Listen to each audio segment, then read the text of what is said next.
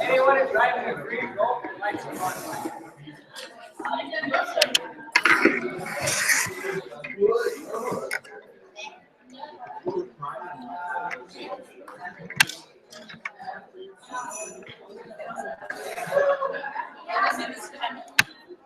Today. Sorry, thank you.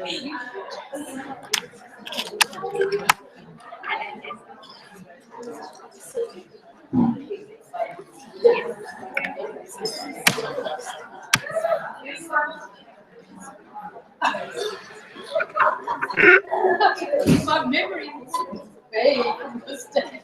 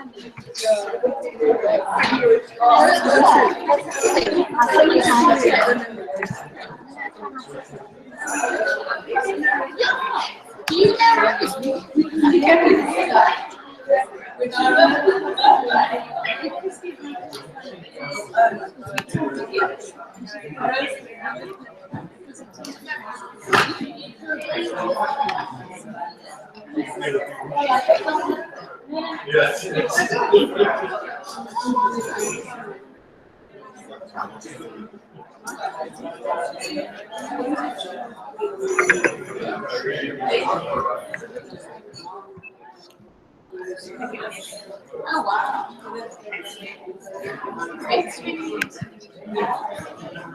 Wow.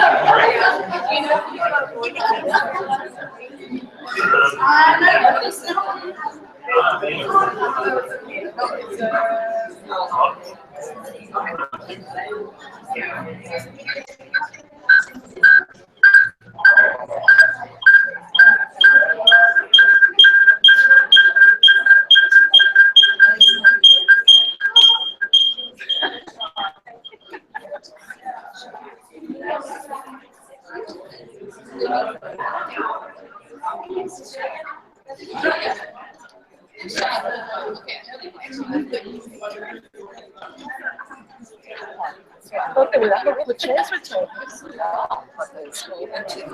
Front pews always open.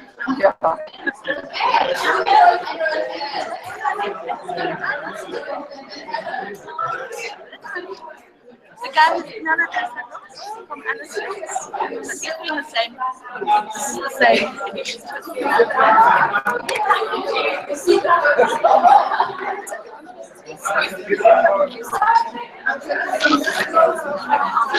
You should see the group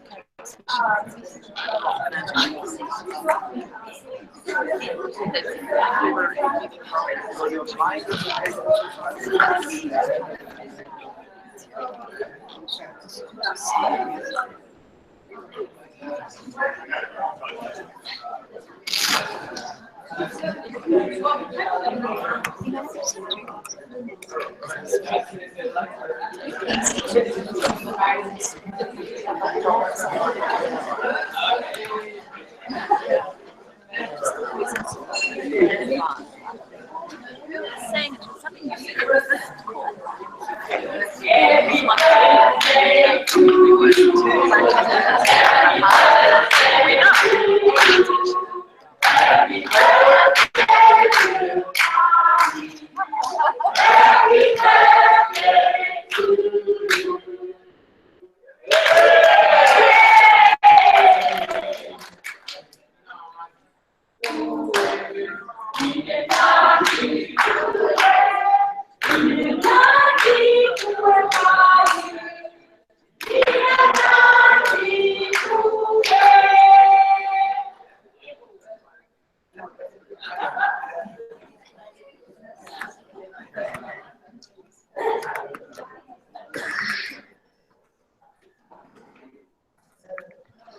So now that we have to say that, the owner of the green golf, can you switch the mic down? Thank you very much.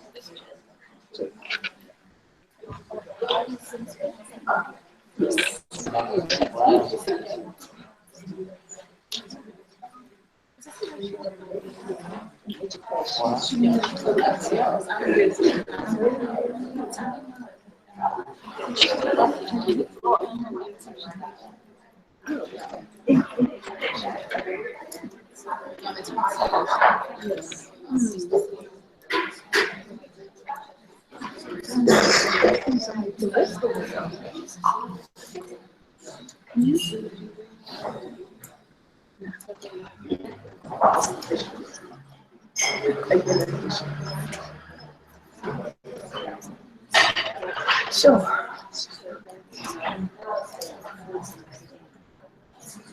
Are you there?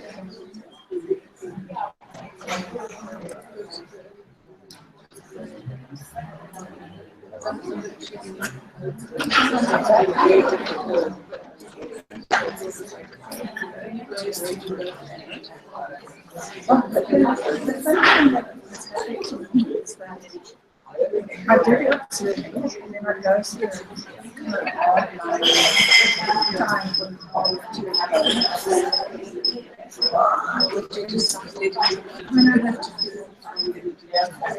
no, it's just really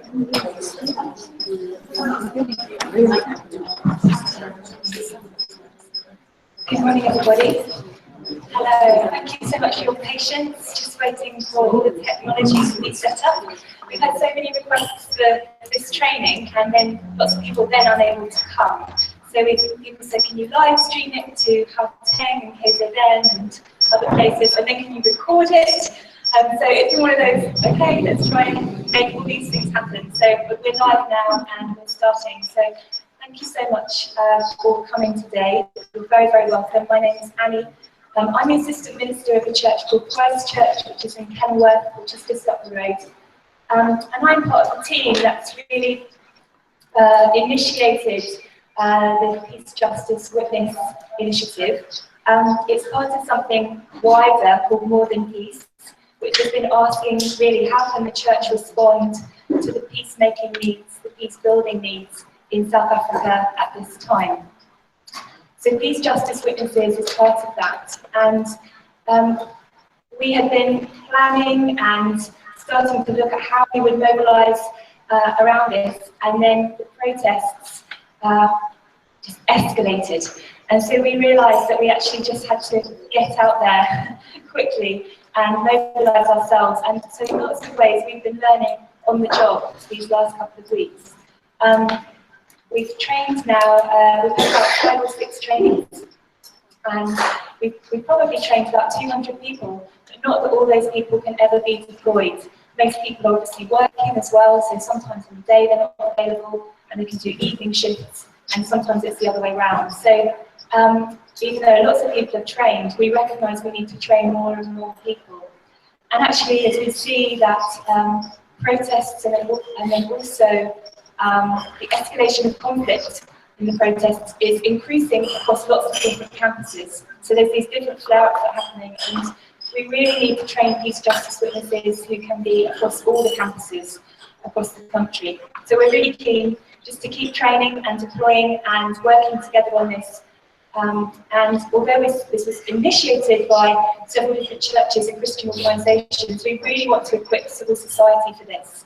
So this is a multi-partner, multi-faith initiative. So thank you for being here and for being part of the training. When we started, we borrowed some bibs from a school up the road. They were these blue hockey bibs with peace justice witness written on a bit of paper, which by the end of the day looked like we felt a little bit ragged, and they had to be replaced. So since then, we've had these ones made, which are a little bit better, and they just give us visibility on the campuses. And we found over the last few weeks that as we have stepped in to be a peace presence in the midst of protests, which people have a right to protest peacefully and unarmed, that we can stand in that place and we can encourage peaceful protest. We can also be there to diffuse as things sometimes escalate. And we also are a reminder that there's accountability, because we're a third-party, impartial presence in that place. So whether it's protesters, whether it's private security, whether it's police, that there is accountability in the midst of this. Just to give you a couple of little anecdotal stories that some of the students have said to us, they've come up to us and said, we're really grateful that you're here. We wake up in the morning and that you're here. We go to bed and you're here. We feel safer. And the other day, one of our UCT peace witnesses was walking alongside a march that was happening around the campus, and people were marching and singing and protesting, and then they'd get to a certain spot and they'd stop, and then they would maybe share their demands and so on, and it was peaceful. But this guy ran past and he had lots of rocks in his pockets, in his sweater and in his trousers, so everything was weighed down with all these rocks, and he was heading somewhere with the rocks. And he saw the peace witness, and he sort of turned, and then he said, thank you. And then he carried on a bit, and then he stopped, and then he emptied his pockets of all the rocks, and then he walked on. So we just have this awareness as we stand in that place, and as we accompany the protests as they move around, and also as we watch for how protests are being responded to by police and private security, that we have an influence, and that's what it's about. We're not called to intervene, and we're going to look at that a bit later. So if any of you have become a little bit nervous that we're going to try and put you as a human shield between protesters and police, that's not what we're asking for today. But we're going to look at that as we carry on. So thank you so much for being here, and thank you to the warehouse for hosting us. This new warehouse community who are here, Craig, who's there at the back, and Renee, and then Caroline, who's been very helpfully helping me set up. So please chat to those guys. They're also part of them initiating the More Than Peace initiative, but there's also so much going on through the warehouse, so feel free to chat to them.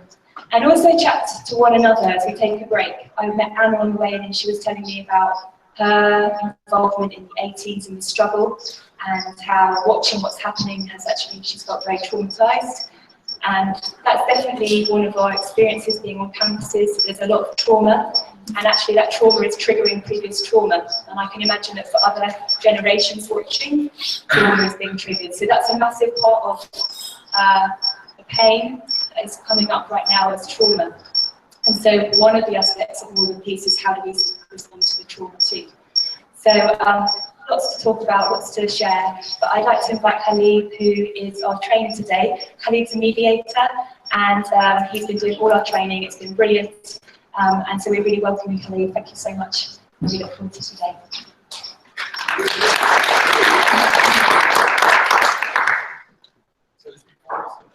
They worried about the beeping sound.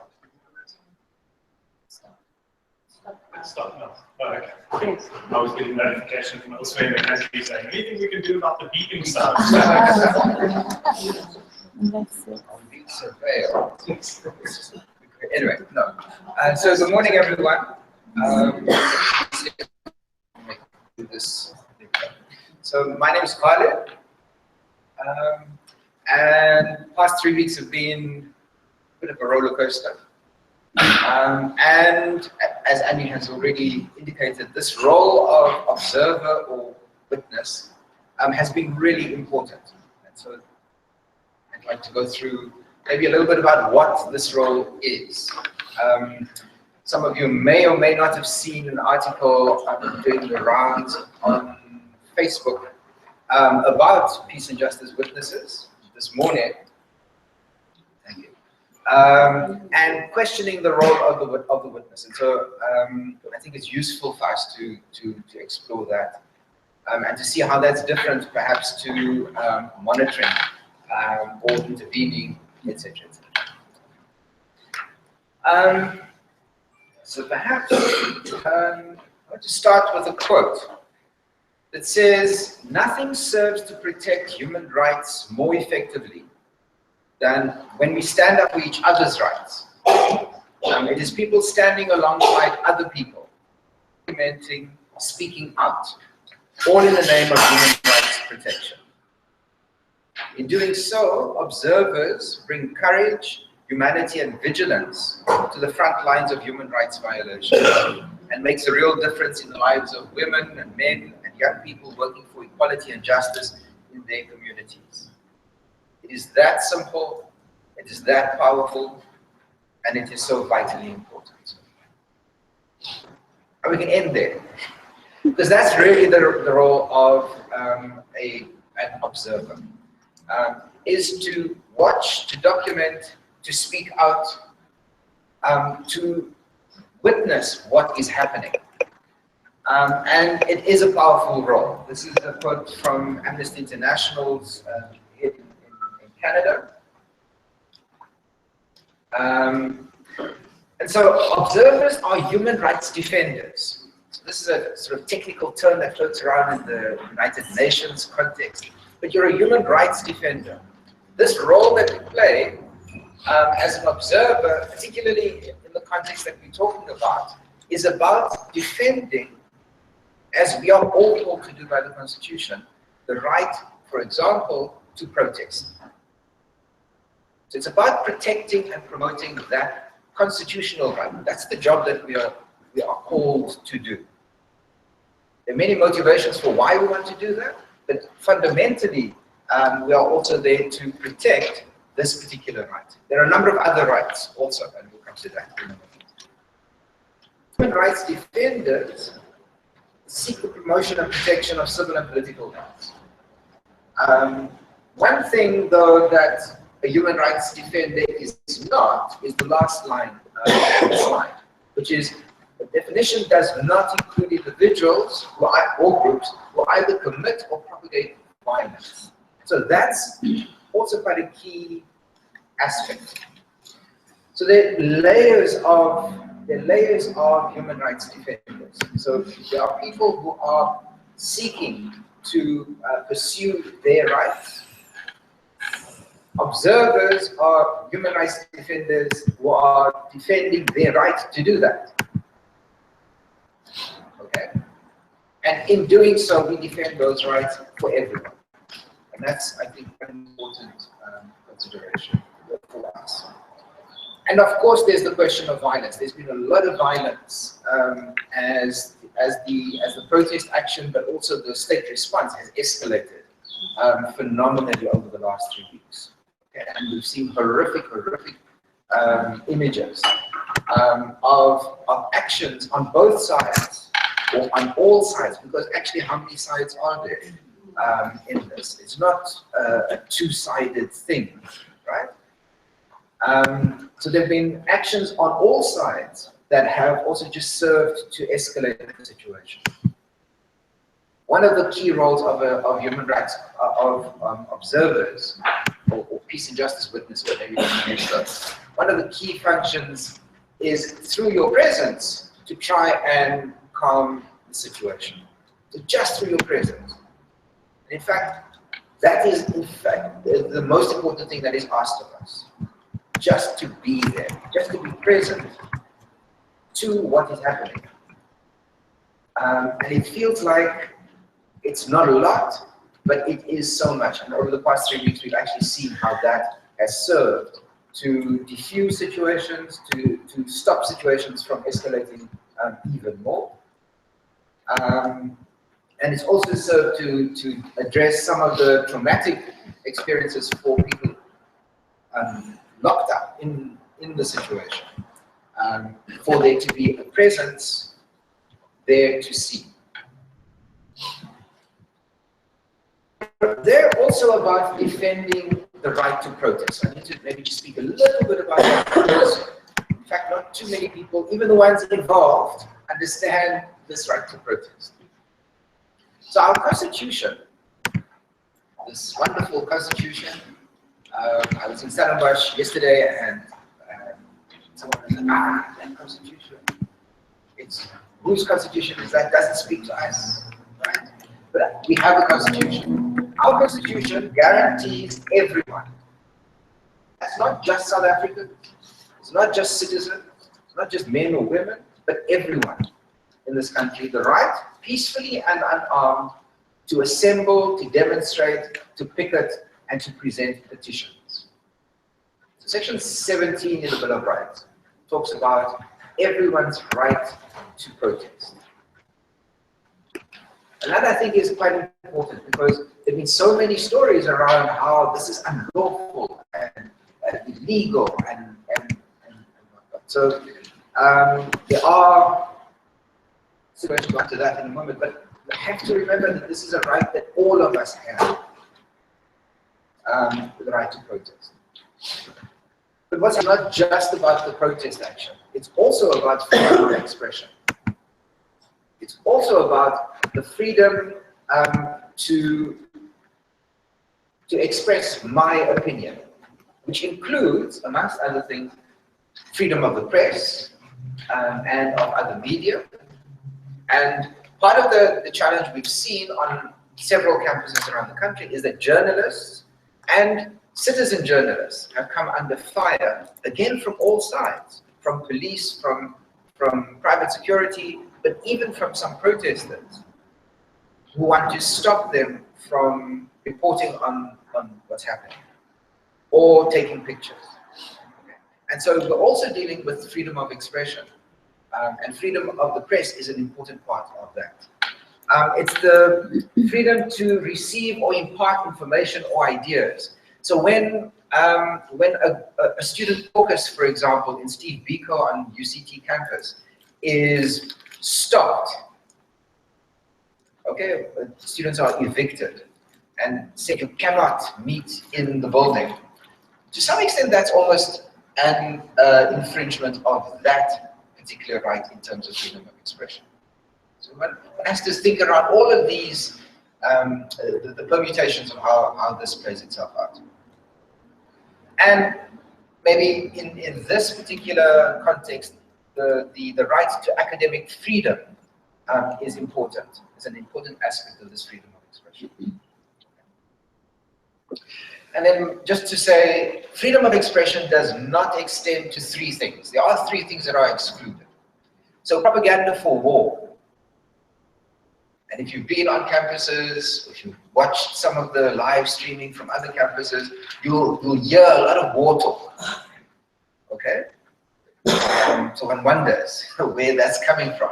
Is it just propaganda? And in fact, there is someone called propaganda. That's the other one. At CTU, they have a student leader whose name is propaganda. So there's a lot of propaganda going around. So propaganda for war, that's probably his t-shirt. Incitement of imminent violence, and that's the other thing. And we've seen, for example, an incident with Max Price And one of the, I'm not even sure if he's a student leader, but really, the price has been set to max, and stuff like that. And then advocacy of hatred based particularly on race, on ethnicity, gender, and religion. So hate speech is also prohibited under our freedom of expression right. And we've just seen that there's some legislation being proposed around hate speech. Okay. These are complicated and inflamed situations. And so people will say, and sometimes do, things that maybe in another context they wouldn't, if they were able to think twice. And so it's into that, to create that space, also that observers play a role. Okay. So we really don't want propaganda for war, imminent threat of violence, and then actual violence, and advocacy of hatred to be coming through, even in how we are pursuing our other rights. Right. So around the right to protest, you need to understand that. So as a rights defender, these are some of the rights that you are needing to battle with.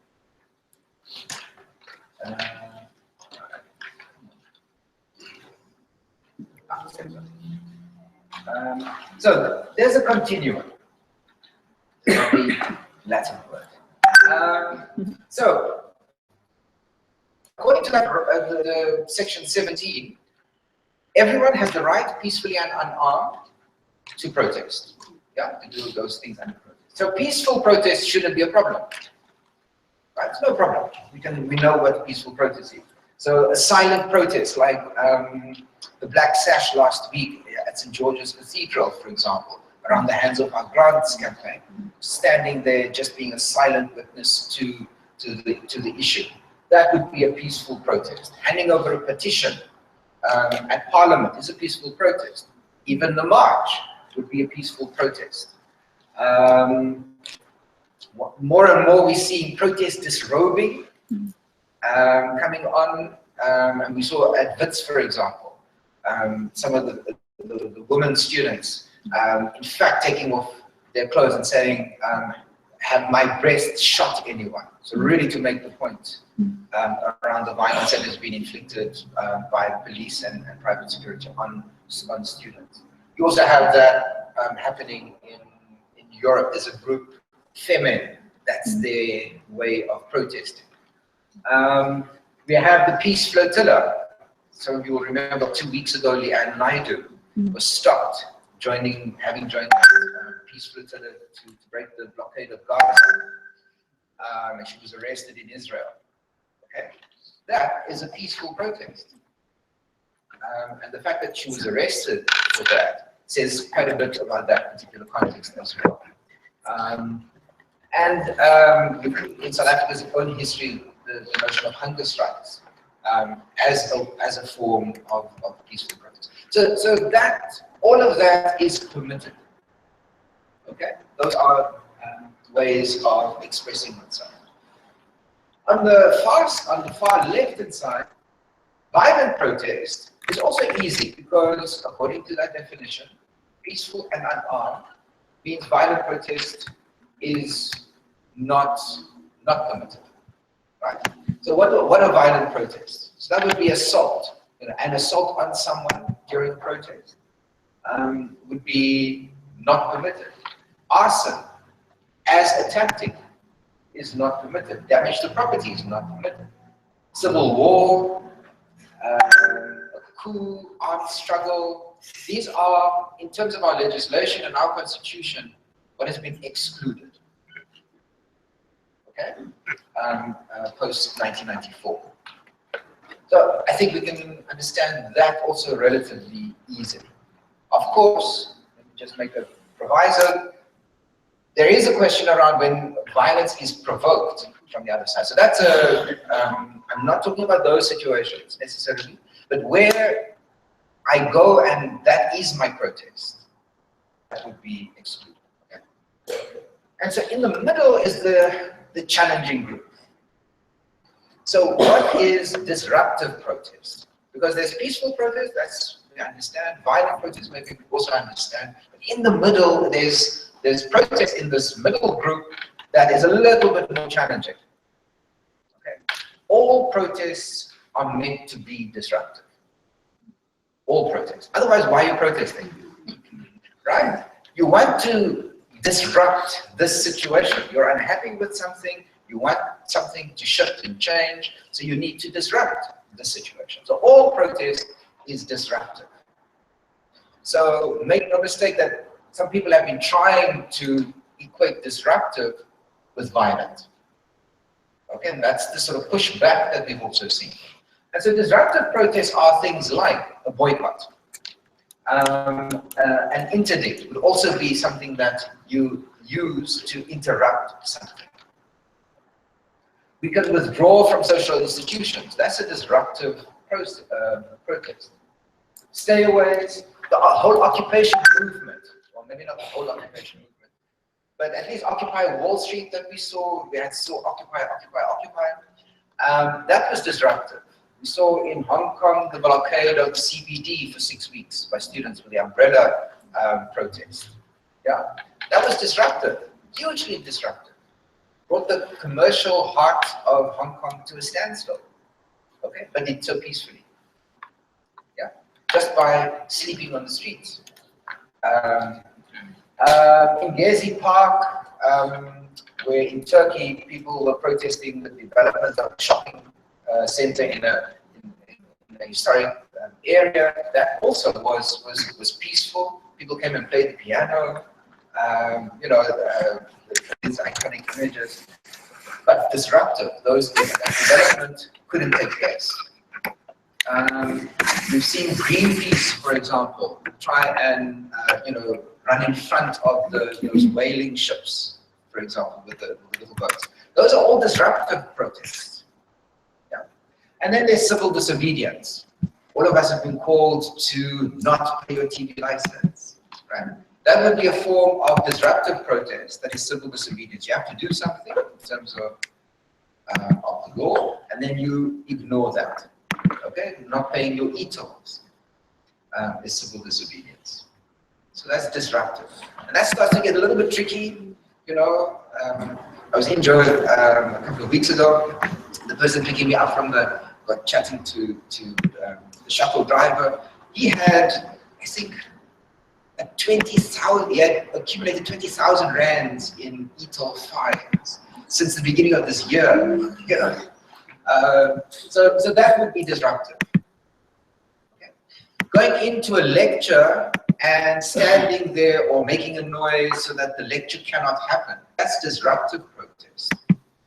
Yeah, beating someone up in that lecture becomes violent. Okay. So it's also, I think, important to understand this continuum. And important for us as witnesses also to, as we record what is going on, to kind of give that flavor as well. Much of the protests at UCT particularly, but even on the other campuses, have in fact been peaceful. They've been disruptive and peaceful. There have been flashpoints, and yes, in the last little while, things have heated up. But even on Tuesday, so Monday was crazy at UCT, but on Tuesday you had a peaceful march being led up the hill through the police ranks and whatnot. And students were well disciplined early in the morning, well disciplined, and then later on in the day things went a little bit pear-shaped. But it's important for us also to be observing both peaceful as well as the other incidents.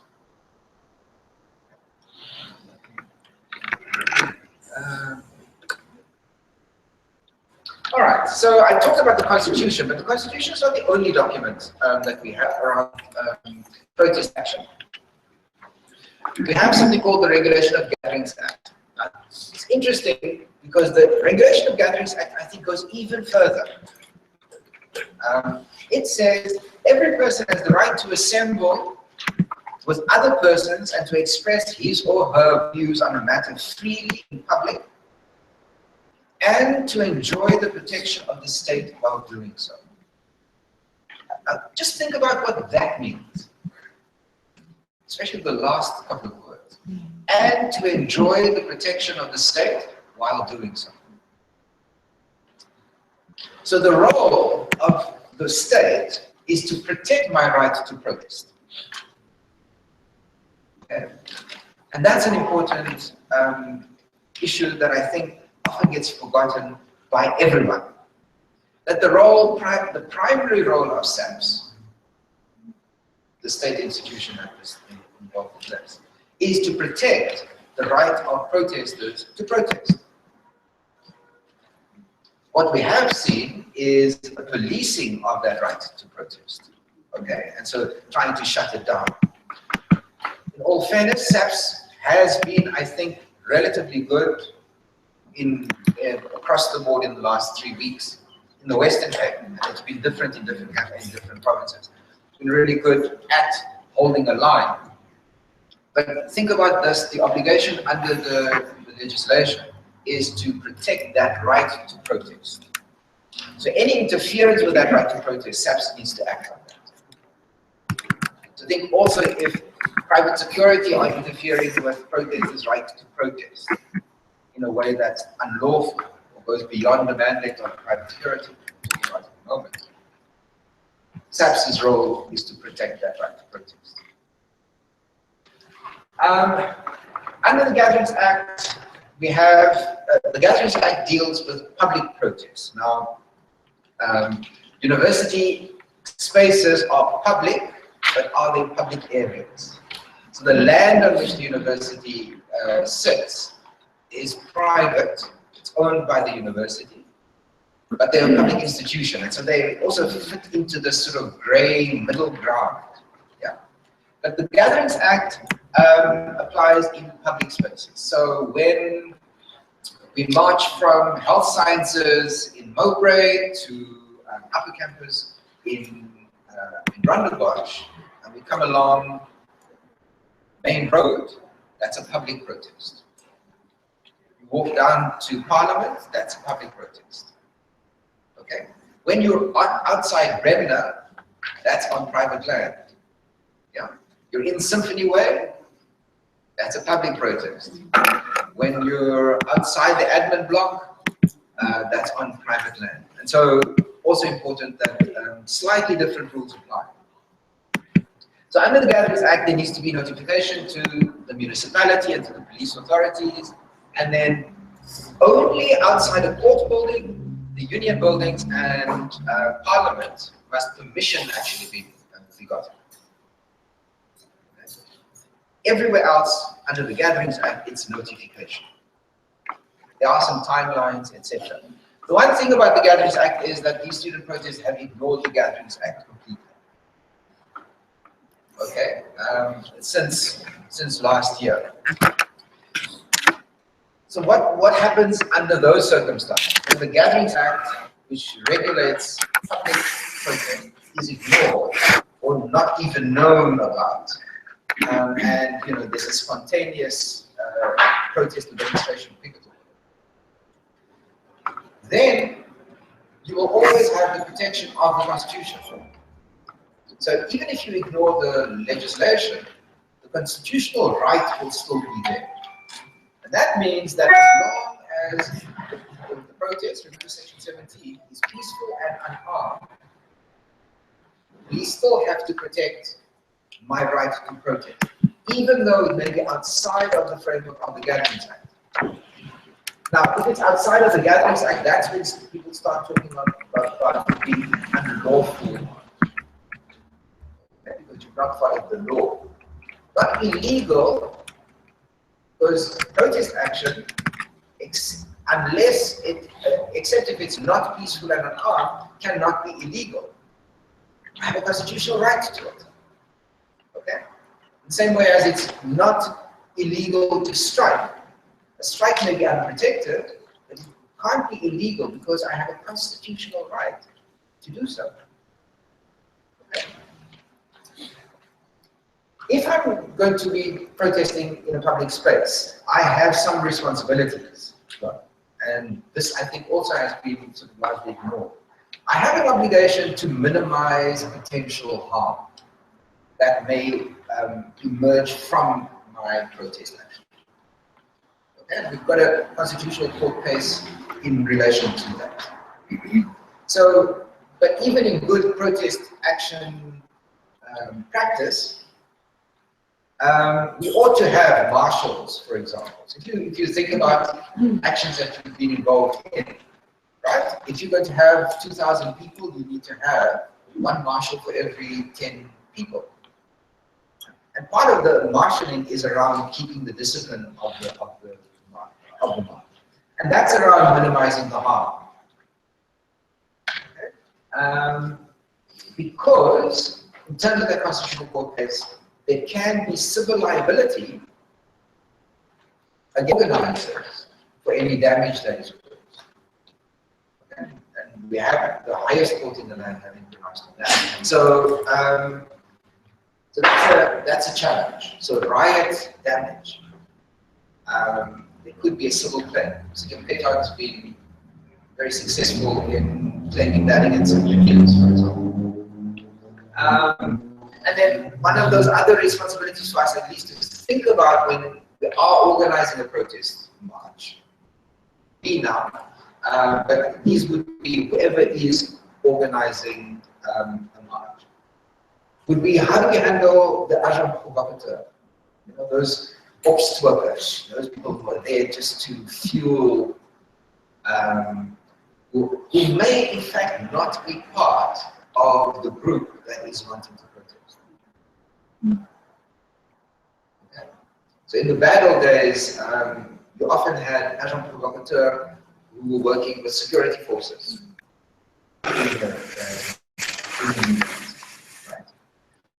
We probably have them still today. Maybe not coming protected, but I didn't say that. You know it's on live stream. Okay, so just to go to the security response. So their responsibilities. So there are responsibilities for protesters in terms of this public protests, right? The Regulation of Gatherings Act. In terms of what SAPS is allowed to do, very briefly, in terms of the national instruction, it used to be called standing orders, they now national instruction. SAPS may only use force where necessary to prevent death or injury to people or damage to property. So those are the three conditions for using force. If they use force, they can only do so after negotiations. Okay? And force must be a last measure. They can only use force after they have given you a warning to disperse in 2 languages.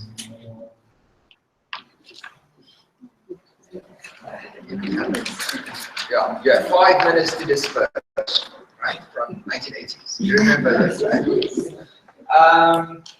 So 2 warnings in 2 different languages, and Cape Flats is not one of them. Okay, at least not here in the Western Cape. So that needs to happen, and minimum force is what is permitted. Now, there's a huge debate around what constitutes minimum force, and minimum force often feels not so minimum, right? Minimal. So anything short of live ammunition is minimum force, broadly speaking. So tear gas is minimum force, pepper spray is minimum force, stun grenades is minimum force. Rubber bullets is minimum force as long as it's done beyond 20 meters. So shooting at a UWC student in the resident's room with rubber bullets in his thigh, I saw the aftermath of that, is not minimum force. Okay. But rubber bullets are minimum force. It's, you know, but is minimum force really 10 rubber bullets in your back? at relative close range if you see the video coming up with it. Right, so minimum force, but we need to concretize even that in relation to some of the actions. And then there are restricted weapons. So going in with semi-automatic rifles and firing live ammunition as the police did at Marikana is not about crowd control. Okay, and would be in breach of this standing order. My battery is dying. Do you want to Get a plug. Just need a. Yes. Sorry, on that, just that people wanting to get more on that, they can go to RPK's protest guide.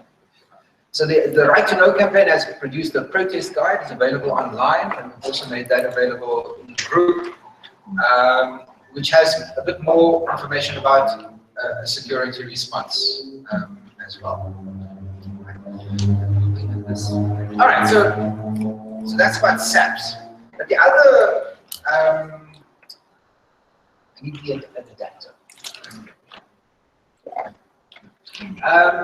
That private security have been the other player in this.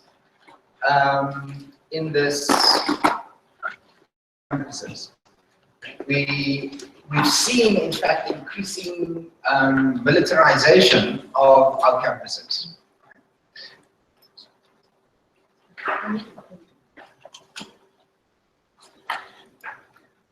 And the other rather problematic development has been the privatization of militarization. Okay, so private security has a particular function. Private security, we've been told by CIRA, the regulatory authority, private security's function is to protect, to secure. Security are not meant and are not trained for crowd control.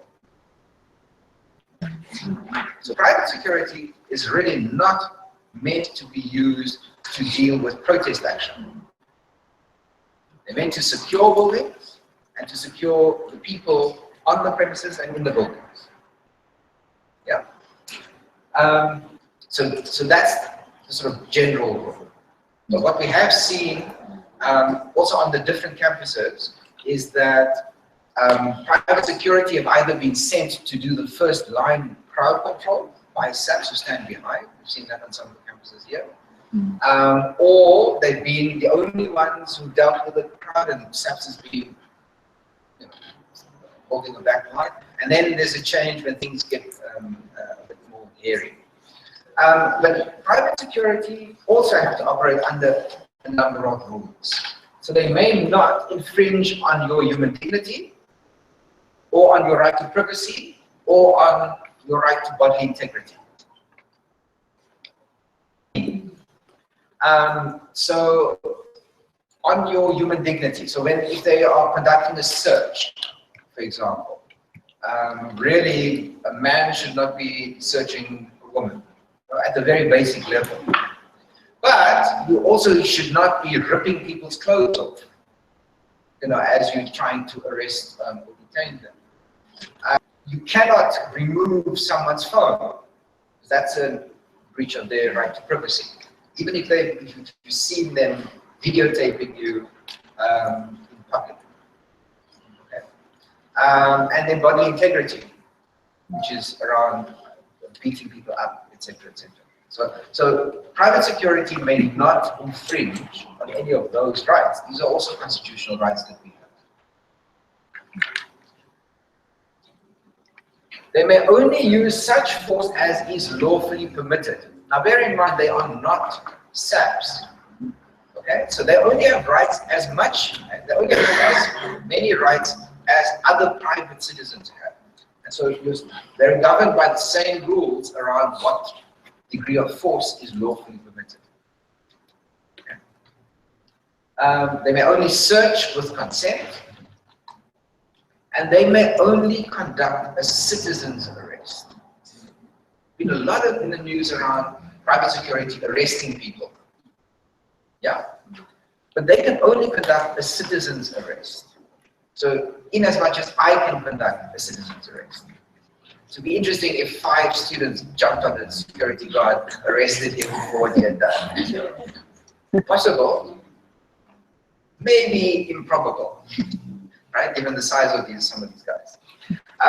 But a citizen's arrest means that they arrest you and must hand you over to SAPS as quickly as possible.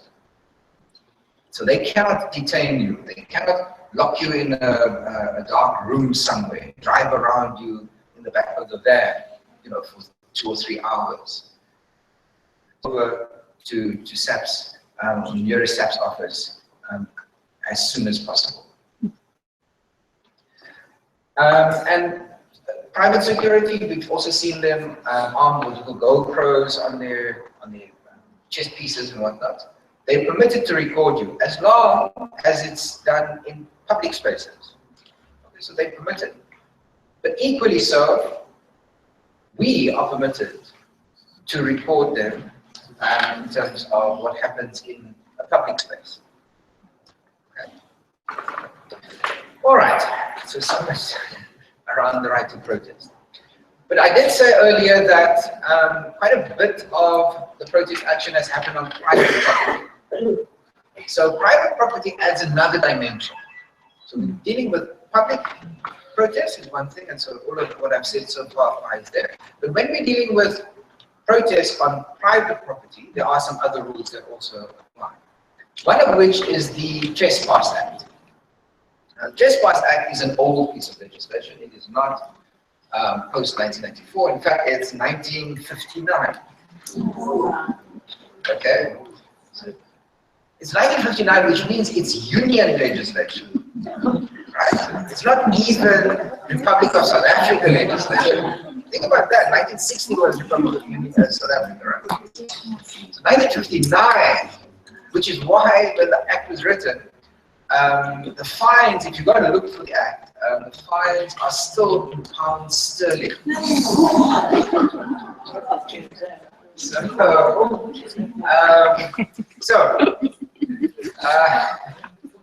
So trespass is committed by anyone who enters or is present on a piece of land or in a building or part of a building without lawful reason and without the permission of the owner or person in charge. So that's the legal definition of trespass. Okay? Which does beg the question at the university, which is also a public institution. But look at the 2 conditions there, all right? You must be on the property for a lawful reason and with the permission of the owner or the person in charge. Now, a private security officer would be notionally the person in charge if they've been given a mandate, for example, to protect the building. Right? So what does that mean? A lawful reason? If I'm a student, I have a lawful reason to be on campus. Right? If I'm a staff member, I have a lawful reason to be on campus. If I'm a member of the public and I'm coming to the university, I also have a lawful reason. I want to come and use the libraries, whatever there's a public lecture. I have a reason to be on campus. So that's that. What's not a lawful reason? And it's been interesting because 5 UCT interdicted students got judgment from the Constitutional Court yesterday, no, the day before yesterday, on Thursday. And the interdict is still in place, but much more restricted. And so those 5 students are now permitted to be on campus for as long as they are there for a lawful reason. And the court also went on to describe some of the sort of unlawful things that would fall into the definition, and it included destruction of property, setting fires, so kind of arson, incitement to violence, for instance, were covered in that. For those 5 specifically, they are specifically banned from erecting a structure. Because bear in mind, that was in relation to the Shackville text. So that's That doesn't apply to anybody else. Normally, erecting a structure lawful, but not a shackful type structure at UCT for those five students. So, if you're on campus for a lawful reason, including witnessing, it's a lawful reason, right? But then there's the second condition to that, which is without the permission of the owner or person in charge. And so when the administration declares a shutdown, that the university is closed, in essence what they're doing is they're withdrawing permission for people to be on campus. Okay? Even if you have a lawful reason. Okay? Trespass though, so let's say there's a university shutdown, but there's students in residences. They would not be trespassing, even though there's a shutdown, okay?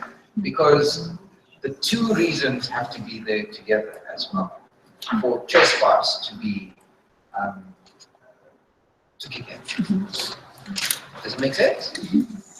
So you have to be there both for an unlawful reason and without the permission. If the one has been withdrawn, then it's a problem, but it's not necessarily trespassing. Which also means that if, as a witness, you are ordered off campus by a person in charge, right? And that could be SAPS, when SAPS steps in. And there can be many reasons. Then you need to obey that. Okay. It's probably obey now, grieve later is a good rule. All right, so under the Trespass Act, you can have a fine of up to £200 sterling. You know, but come Brexit, you know, they'll be begging us, right? So it's 2,000 rand or imprisonment of up to 2 years. Okay, and trespass has been used against some of the students as a measure against them.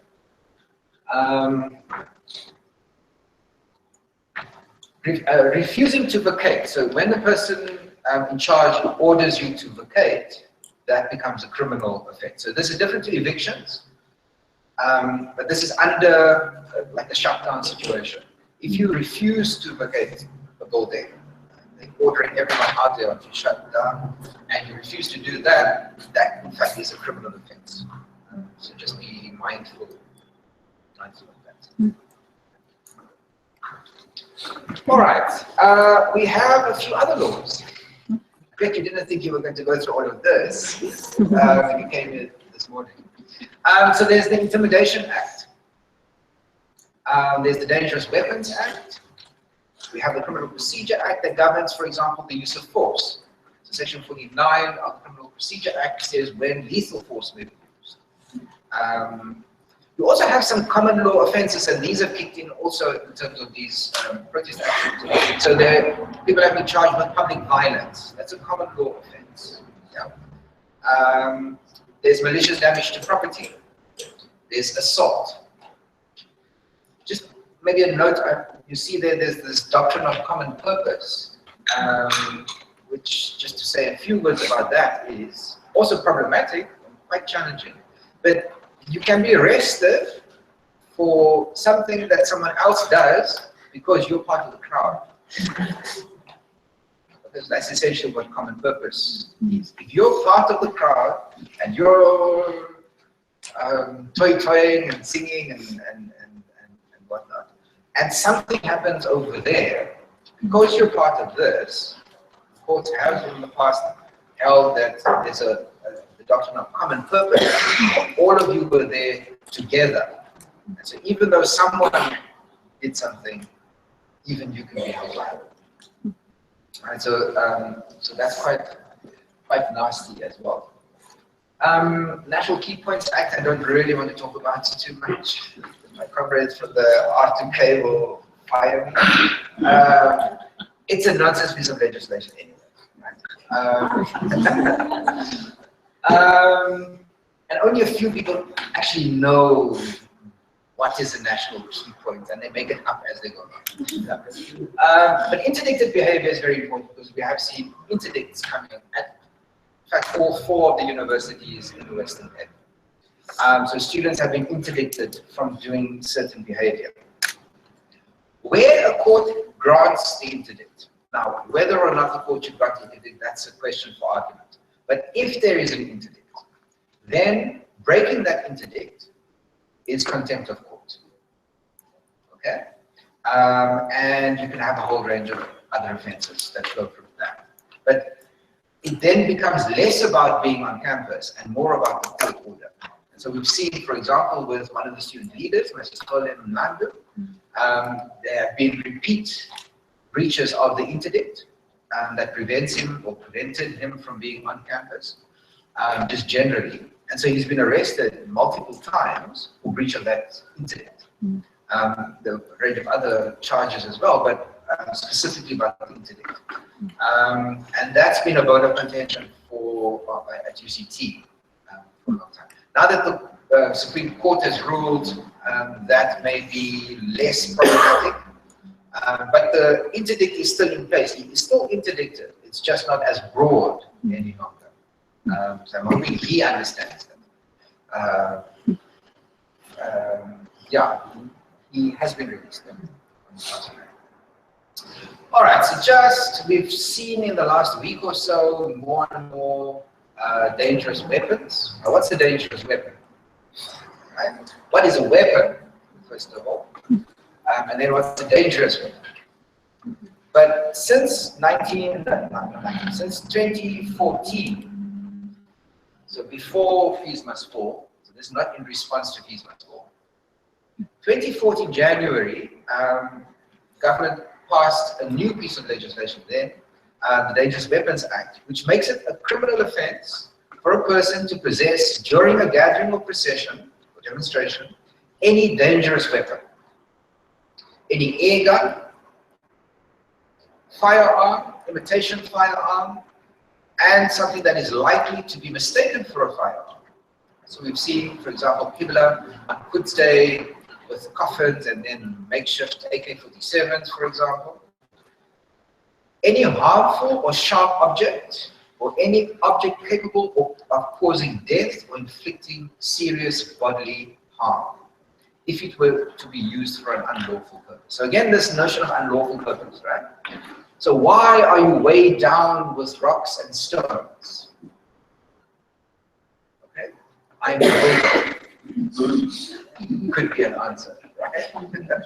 We're constructing a structure on campus or a care, I don't know. So why are you carrying that sharpened stick? Some of them have been wood, some have been metal, some have been plastic, but they've actually been sharpened, and they're not just a piece of lumber. What's in that black plastic bag, you know, that's odoriferous, for example. So the porta potties, is that a dangerous weapon? It poses a serious health risk, okay, and public health risk. So probably would fall foul.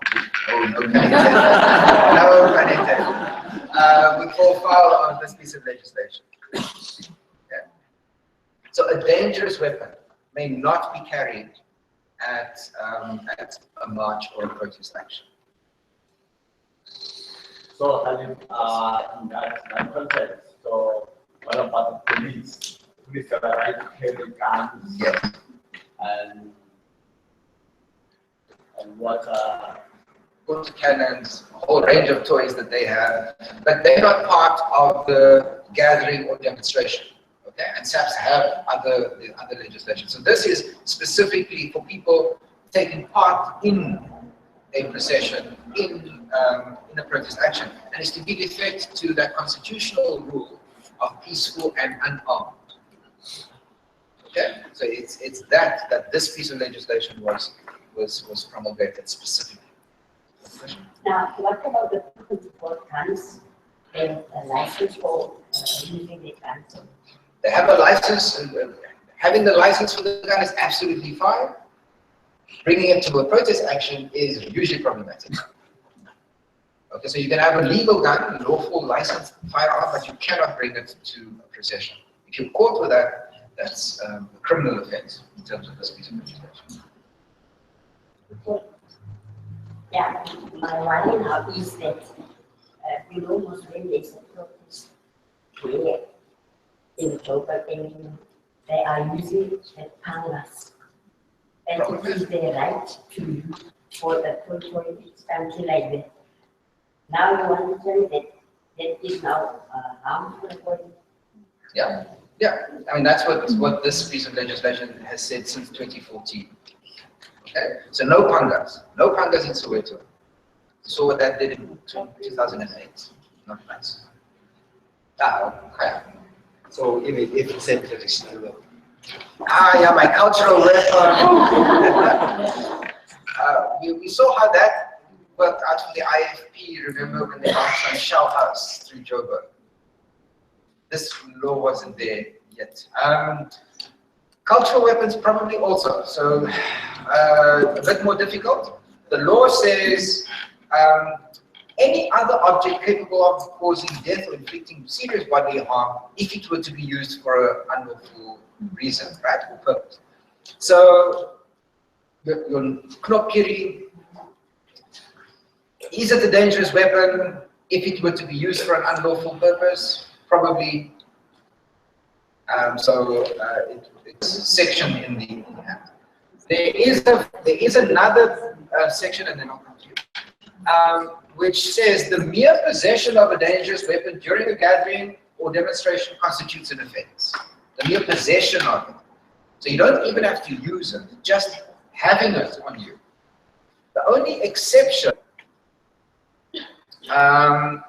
where someone is carrying the weapon in pursuit of any lawful employment or duty or activity or participation in any religious or cultural activities, law, sport, recreation or entertainment for legitimate collection and display. So if you have a military tattoo, the Cape Town Highlanders are marching through Cape Town with their big cart horses and in their finery and pressing on the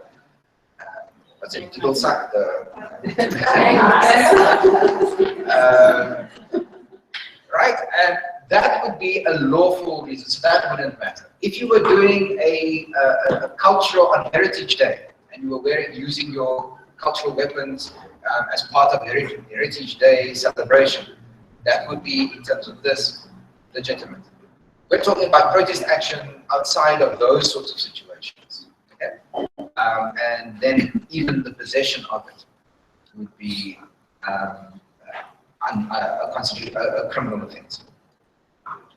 Does that answer you? Okay, carry on. I think you may have just answered the question I was going to ask before. More about the weapons that private security carry. So they are regulated, and in terms of the private security regulations, they are also permitted to carry, and they're licensed to carry weapons. The range of weapons is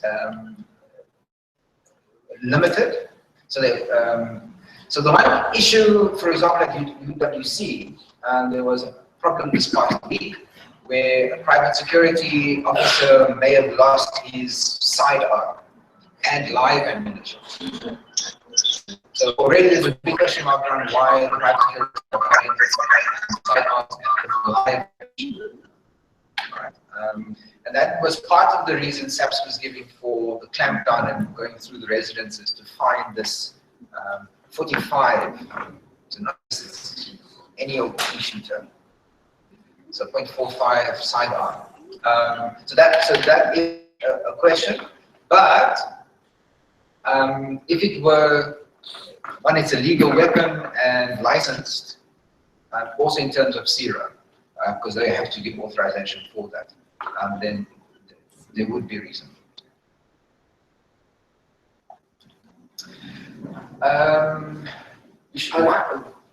Some other matches activities, some they have to do with the maybe traditional amendment bill and so on. So whenever they are protesting or matching, they have to be traditional, carrying their. So this is also. I would say, because the question will be, if you think about this, like, what's the purpose of this particular march, right? And if it is to protest against traditional amendment bill, whatever, the traditional courts amendment bill, then I think that would be fine. And you could see that in that context, having these cultural weapons are fine.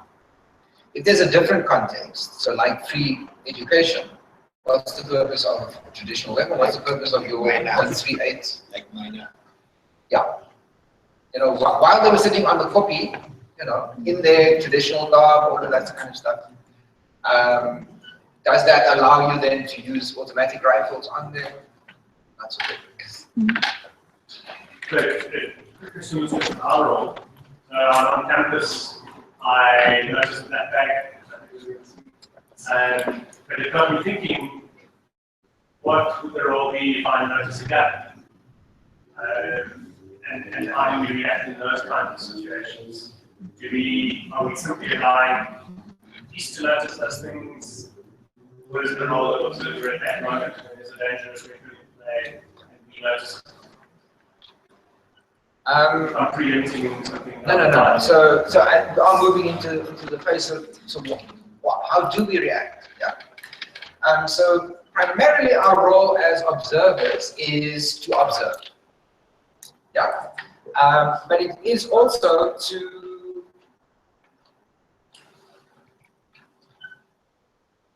to observe what happens, to gather information, and also relay that information, but back to our sort of central repository.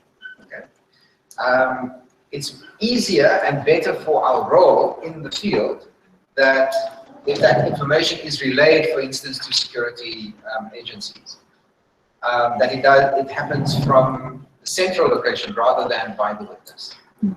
Okay, because we want to also keep the witnessing role sacrosanct. So we are witnessing what is happening. We are reporting in, and all of you will be part of a WhatsApp group, depending on which campus you're going to. Those have worked phenomenally. Amazing what people have seen and how that has been fed back. And then, for example, if dangerous weapons are seen, there is also a relationship with, for example, SAPS in the background, because SAPS has a duty, remember, to protect those rights. That's their duty. So if there is a dangerous weapon in play, they need to know that. But it's possibly more useful for us to do that from behind rather than in the field. Circumstances could be more and more urgent. If someone has drawn the gun, for example, that's a very different, you see it on the side, that's one thing. It's in someone's hand. There's then not the luxury of passing it on, and then perhaps to go to SAPS, the commander, in the context. So just to say that there are three different roles. One is observer, which is really to witness or to observe. Second role is a monitor. And the article that I alluded to earlier cast us in the role of monitor. Okay, so for someone who wanted a peace and justice witness to intervene in a situation, okay, and to protect him. So there was a journalist who felt threatened, and he turned to peace and justice witnesses and said, "Oh, why aren't you stepping in here?" Okay, now that's the role of a monitor. So a monitor, it would be there to observe, but then to step in and to intervene if laws, for example, are broken. Okay, but that takes a specific. You also need a little bit more training on how to do that, which is a slightly different role to what we are asking most peace and justice witnesses to be. Excuse me. And then we have mediators and facilitators who also intervene at the process level to try and get parties either to a ceasefire or to some kind of agreement, or to start a conversation around some of the more longer term things. So these are the different players within the context, and really important for you to understand your role. And we really are only asking people to be observers. Okay. Sorry, may I answer? Just going back, when you said if you spot someone, I realize it hopefully is a more extreme example. If you spot someone about to pull a gun and there's no SAPs, who then? Because I've been following the bits and occasionally SAPs is nowhere. Yeah. You know, so what then?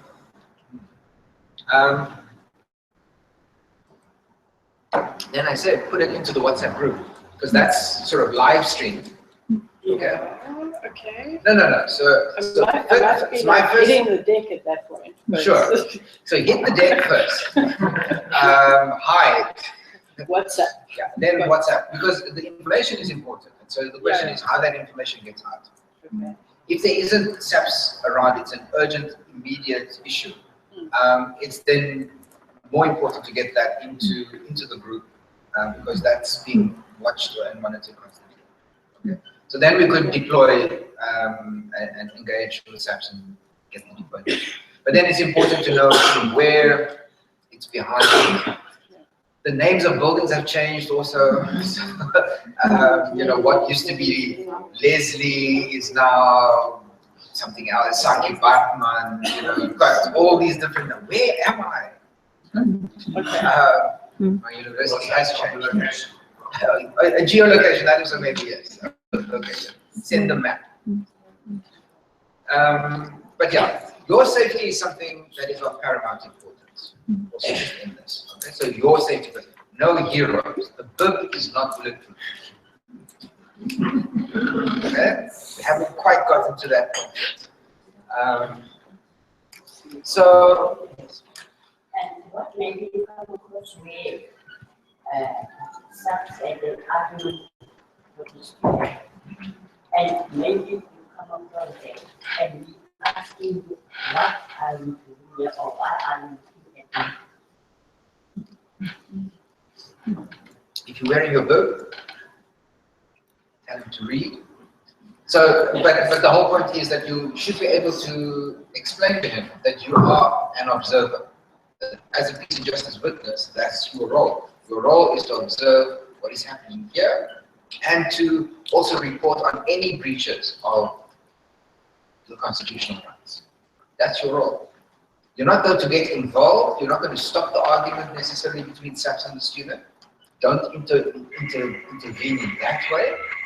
Your job is to record what happens, to see what happened, and then to report that back to central command. Okay. So the role of an observer is to observe, to record, gather information. Okay, and then to advise. Now the advice would be to maybe the mediation team, or to the coordinator of the observers on each of the campuses, so that we can also have more informed responses to what is unfolding on campus. Okay? And also the dynamics of the situation. And it's also important for the deployment of more witnesses, if we are informed. Your role is not to intervene. I'm not asking you at this stage to intervene. If you feel the need to intervene, please don't. Or take off your gun, but please don't. Because the situations shift and change so quickly that we really don't want to put anyone at risk. Your role is also not to judge one way or the other. And it's difficult. Because all of us are here out of a feeling of compassion. I talked about the constitutional stuff, yeah, that's the rights issues, but actually the reason you came here is out of a sense of humanity and compassion. That's what I'd like to be. And so you will have the impulse also to step in or to judge, and that's very challenging. Judge, not lest you be judged, right? Your role is also not to challenge the security apparatus, whether that's private security or SAPs. And there are different degrees of SAPs that are being deployed as well. Okay, so we've got ordinary policing, the visible policing, you'll see those vans, you'll see public order policing. On some campuses, the tactical response unit, which is an even more specialized unit, has also been deployed. So those are layers there, and the further you go up those layers, the less likely they are to talk to you as well. SAPs, I mean, my interactions with SAPs on the various campuses, even at UWC the other night, have been really good. And the Western Cape, I don't think, has shown a level of restraint that is very different to the other provinces. What happened at UWC the other night was something outside of that, it was extraordinary for the last couple of weeks. If SAPs give you an instruction, obey that, right? Because if you do not, they will arrest you. All right, so just don't don't come that obstacle. Would that mean or include also the information with the crime? Because I'm sensing that is observed by the naval, some information, whether the information might be moved. So they may want some information from you. Yeah, so if you, for example, been recording on your phone, for instance, take video clips. SAPS is not permitted to confiscate your phone or the SD card out of it or anything like that without your permission. So you could get permission for that to happen. Even if they arrest you, they need a warrant to get your phone. So there's no obligation from you or on you to do that. Of course you could, because you may have, like we had a situation on campus where a student was arrested, but the wrong student was arrested. And there was a breach of some building and some damage to the doors and property and whatnot. And SAPS arrested someone. Some of the witnesses, in fact, recorded that. And so there we had evidence that the wrong person had been arrested. So it could have been useful to release the person. Fortunately for us, we didn't have to share that information because other people had also been reporting. So eventually that student was released without being charged or anything. So there's a lot of value in what we do. If we are going to share information, then we'll do so through some lawyers that also are part of the Peace and Justice Witness Network. So also, it's not about you then doing the engagement with SAPs. We want those channels to be open. All right, so just almost done, I promise. So as observers also, or witnesses, we too need to stand it. Okay, we're wanting to hold police and private security and even protesters to protecting the integrity of these rights, but we also need to recognize that these rights are important. So that we have to, even in how we record, it's important that we respect people's dignity. Okay? It was interesting. The Right to Know campaign hosted a panel discussion on freedom of expression in the age of protest. And one of the student panelists said, you know, as journalists, you should, you know, when you're taking pictures, right? When you take a picture of me setting a fire, you are putting my future at risk. So take a picture of the fire, but not my face. And there's a deep ethical question locked into that, right? The journalist's response was, well, picture of a fire can be a picture of a fire. It doesn't matter. The impact comes from the human element, right? So there's that. But also in terms of recording what actually happens. You know?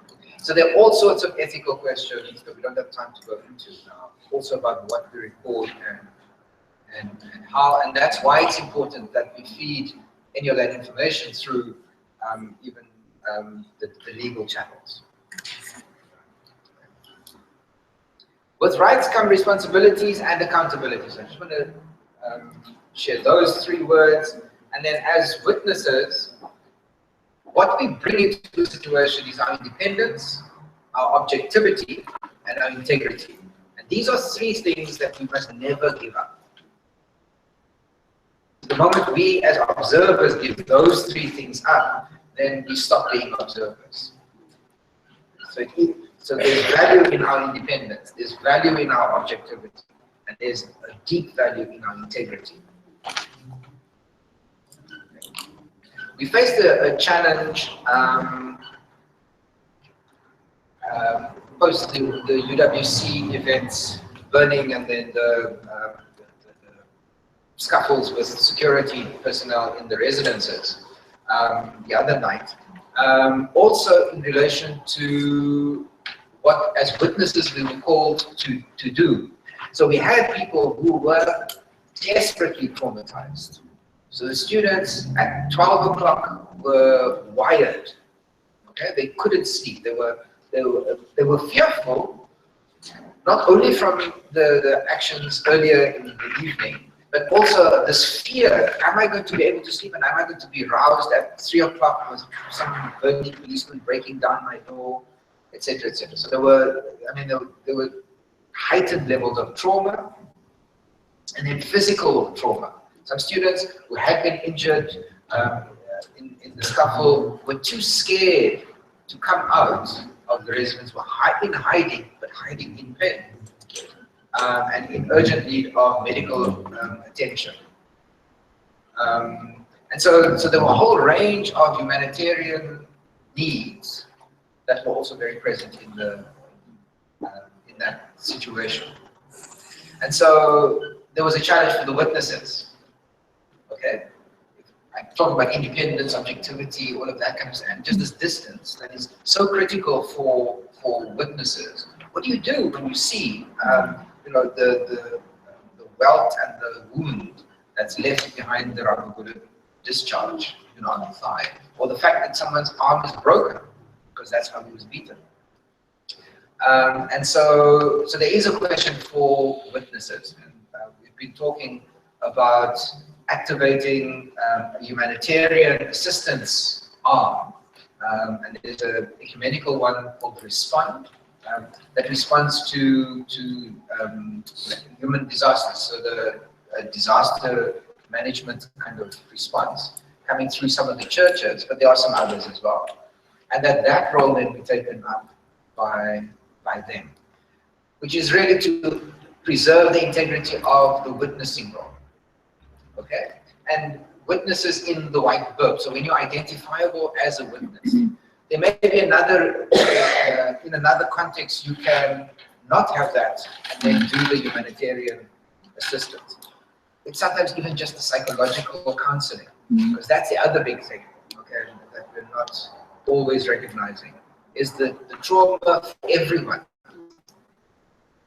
So it's not just, we're not just focusing on protesting students, it's the ones caught in the crossfire, it's just being on campus and hearing the stun grenades go off, for example, even in the distance.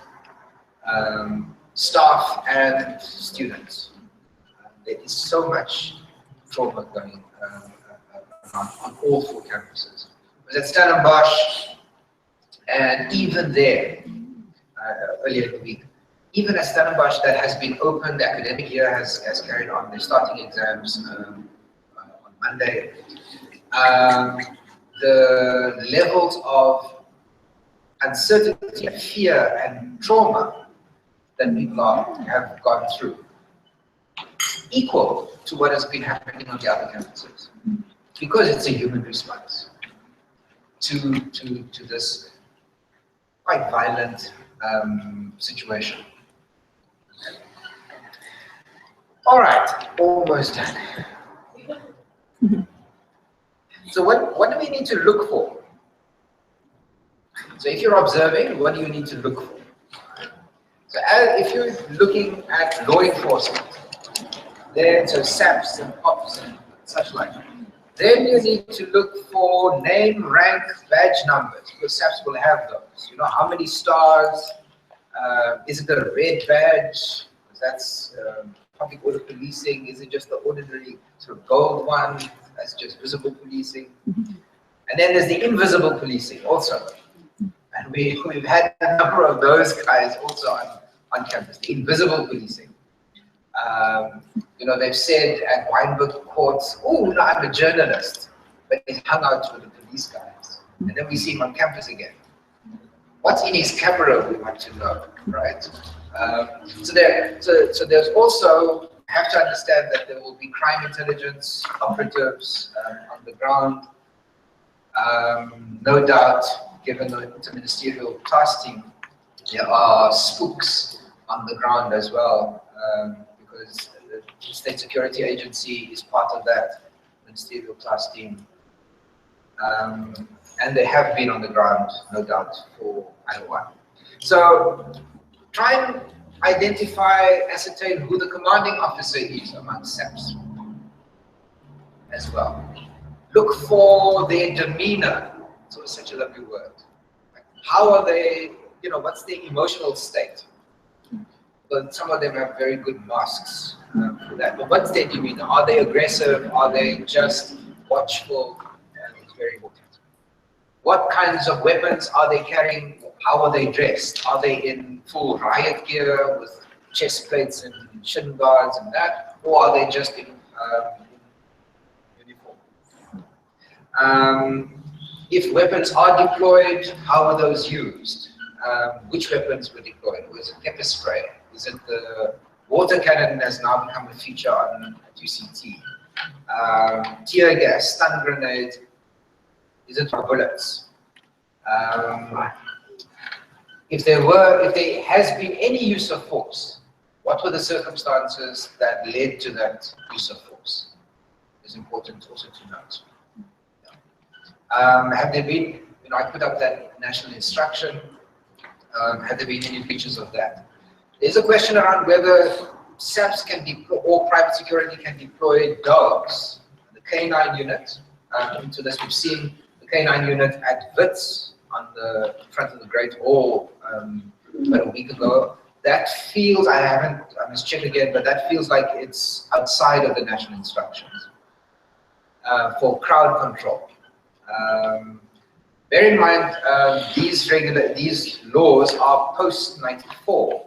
So we saw Hector Peterson and those images out of the 60s of the dogs being set on people. So that's not something that we want to revisit. So we've not seen that on our campuses. And then if someone's arrested, see how much detail you can get. What's the name of the arrestees? Witnesses have been really good at getting the names of people who've been taken, so that makes follow-up easier, trying to find where those people are. Are there journalists around? So are they potential witnesses to what happened? And then again, if there was any force in executing the arrest.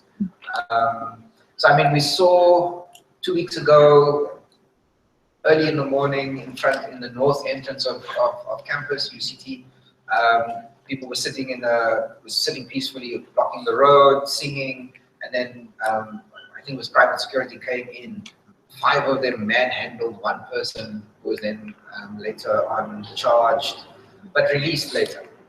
So record all of those details as best you can.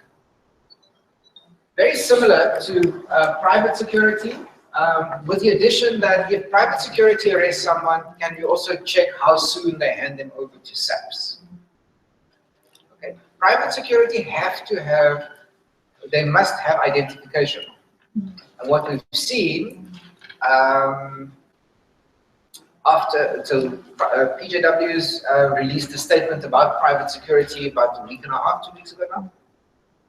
Caused huge ruction, but also showed the power of witnessing, because immediately that statement was released, about a day and a half later, the private security were withdrawn from Upper Campus or from UCT and put in a holding pattern. And there was some behind-the-scenes engagements through CIRA, for example, to get them to wear identification.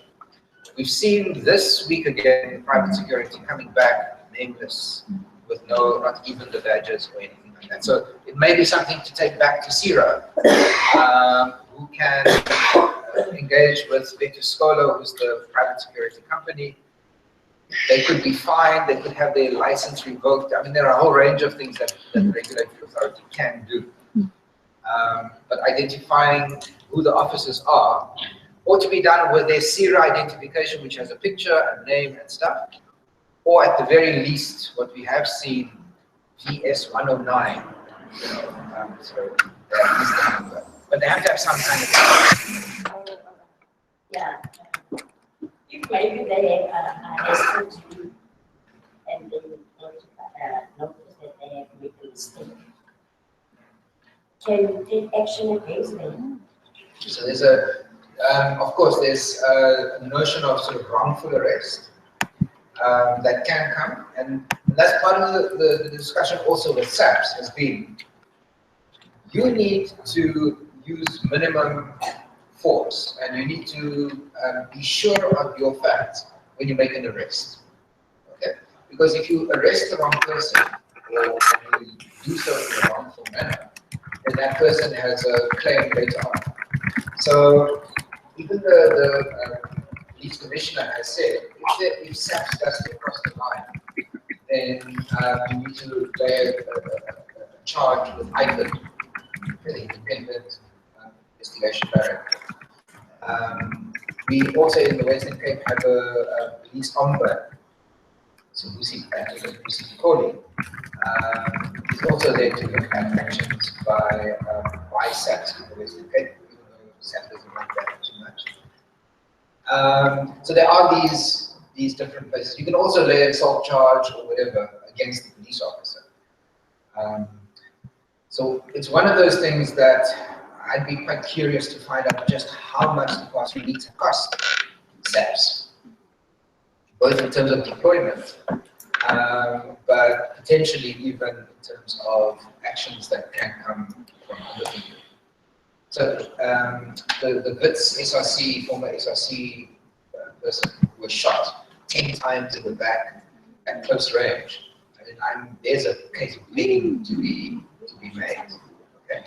So so there's also that as a disincentive for SAPS to use undue force. In terms of the incident, what must we look for? Look for any provocation by anyone, actually, because what we are wanting to record is how this right is playing itself out, right? So provocation. So, for instance, the security officers marching around, hitting their batons against their body armor. Just that's very provocative, okay? Or against their shields. We've seen on Upper Campus, for example, just the private security just coming into the space and just standing there menacingly, when actually they could be doing their job, which is to protect the building, let's say, at a greater distance. So that sort of thing. So is there any provocation? We've also seen students think, going up against, using bins and whatnot to ram private security, who are just standing. So that's provocative, okay, and problematic, and that then imperils or risks everybody. That sort of action. That's why we don't want provocation. If there were warnings to disperse, were those audible? Were those clear in 2 languages, etc.? Was there no warning?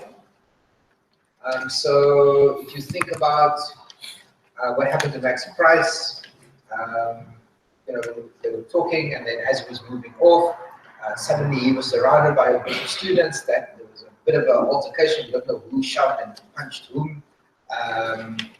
It's also not clear. Nobody really bent over double, so these punches were very soft. Anyway, but there was potentially an assault. But we then saw stun grenades being deployed, and I watched that video. I didn't hear a warning at all. Suddenly, it was just really so.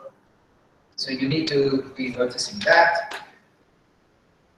As much detail around the time, location, that sort of thing. And then any inappropriate language or discriminatory behavior. Because we have seen that. Okay? So there have been complaints from students about how private security have harassed particularly women students. And that's been since last year already. Okay? So there's just been this sort of constant litany of complaints. But we've also had the flip side where we've had students actually goading private security, sometimes almost bordering on xenophobic comments, because some of them aren't necessarily from South Africa. And so there's been those sorts of things. Yeah. That's provocative. It's also uncalled for. Where that has happened, students have been quite good also about calling each other out on it. But it's important also to note that there are so many factors happening in these situations. Any of those could be sort of just a match for something. I just want to know, do private security have the right to give a warning to disperse? Yeah. Do they? Okay. And they should. Right. They also, yeah. So the question was, should private security also give a warning to disperse? And then, so if you remember what I said earlier, that they would be the person in charge of the building, right?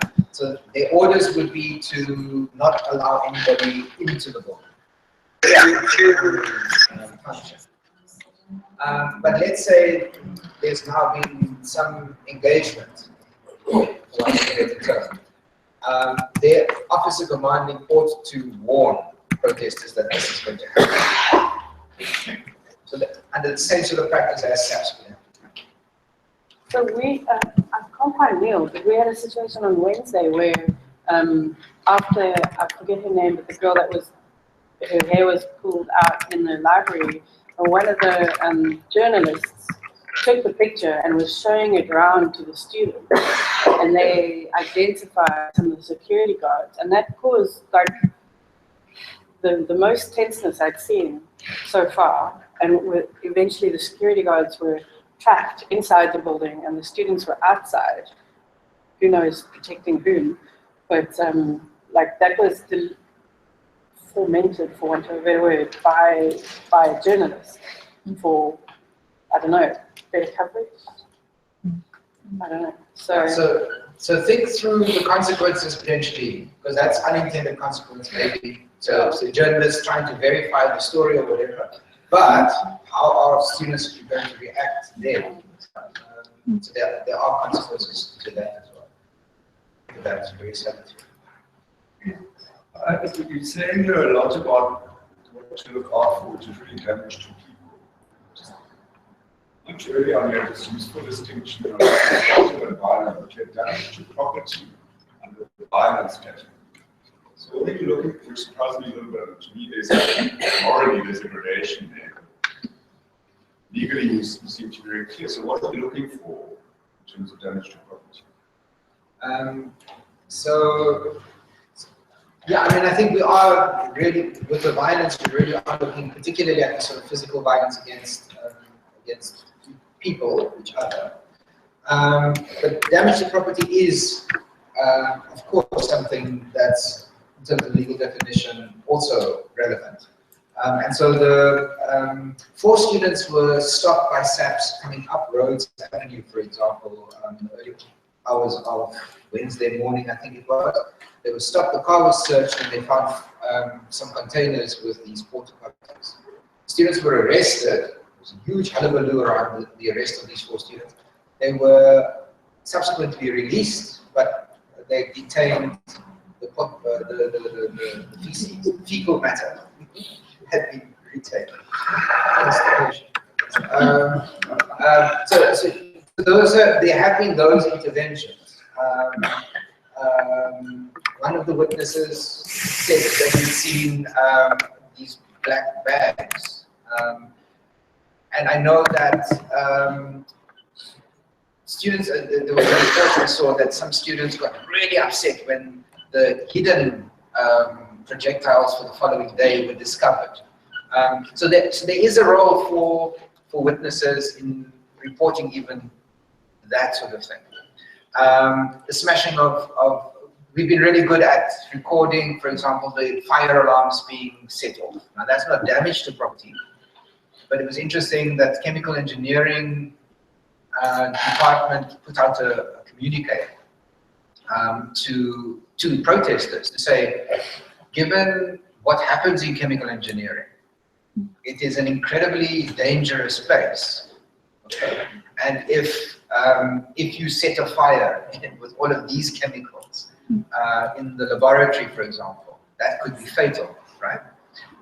And setting off the fire alarms is a bit like the boy who called wolf, right? So we don't know when it's actually a fire, right? And so there was this letter that had gone, sort of open letter also to students to think through what those actions might be. So, so of course, the damage to property is important. When we had a geology bucky at UCT that was set alight. Res Life building was set alight. The targets of the arson in particular seem to be computer systems. And that Res Life building at UWC is such a target. It's got a huge bullseye on it. It keeps on being attacked. But there seems to be something in terms of computer equipment and potentially libraries. So those sort of places of knowledge. I think it's quite fascinating that those become the targets, particularly of damage to property. Yeah, and I think there's something in that we're not seeing quite yet. It's just a question I'm sitting with, like, in terms of what you're saying, because part of where the universities have moved to now is there will be online engagement, and so does computer systems become a target because it's a reaction to that kind of, the university saying we will continue the academic year and we will be, so it's a statement of actually no, the computer system is also part of the situation. I think it's fascinating. Try to analyze what's unfolding day by day and how the tactics are actually, what's behind it has been an exercise and a half. So what's the message behind that is an important question. I don't have an answer for that. But it does seem to be a feature across campuses. And then students themselves have used online platforms really successfully. Okay, so meetings have been live streamed, mediations have been live streamed. So there's a lot of that, and so there's almost this schizophrenia about the things. Yeah, what is me now? Because I always heard it on the TV, but I don't see the proof. When they announced that they discovered bomb in the university, is it a proof or is it just a story? So again, it depends on who you speak to, as to where those petrol bombs come from. Right? But it has become a feature of protests. So at Shackville, for example, when the shack was destroyed, inside the shack they found the makings of petrol bombs. And remember then took Jamie Shuttle and the Baki Basita light as part of that protest. There were petrol bombs found at UWC, at VITS. At VUT, we've actually seen, we're seeing students, in fact, lobbing petrol bombs, throwing petrol bombs at the police. Okay, so there is a lot of that going on. If you speak to students, they say, no, it's been planted by the security companies. And so there are lots of these different stories. And how much truth are in the stories is a big question. That there are petrol bombs found, that's part of the reality. And when the geology van was torched earlier in the week, last week, what was found was a bottle with residue of petrol in it. So that had been used to set the Baki alert. So you know, who's doing it is a question. Is it being done? Yes. So we've talked about what to look at for security, what to look at in the overall incident, and then in terms of protesters also, you need to be looking out for how disciplined are they? What's the level of organization? That's something very useful. Like, is there an identifiable leader? So we've seen Atabile, for example, on campus being really useful in terms of doing very disciplined marches up on the upper campus and being able to control the crowd. So it's really useful to know those people so that if there is a need, also to be able to speak to them. Yeah? So who's in charge is a question that you need to be looking for. What's the overall demeanor? So how are the protesting people, in this case, feeling and behaving? And are there any changes? What institutes or instigates the change as well? Yeah. Just to check, our role is to know who these people are, our role is not to know. We are not the ones doing speaking. No. But if you can say, oh, the guy in the green t-shirts, you know, that's the person who's clearly in charge here, that again is useful to feedback if there is intervention. Also check if there are agents provocateurs. And again, the witnesses in this past week have been really good at identifying, oh, the guy in that hoodie, you know, and the mask. Wearing masks at the protest action is actually illegal.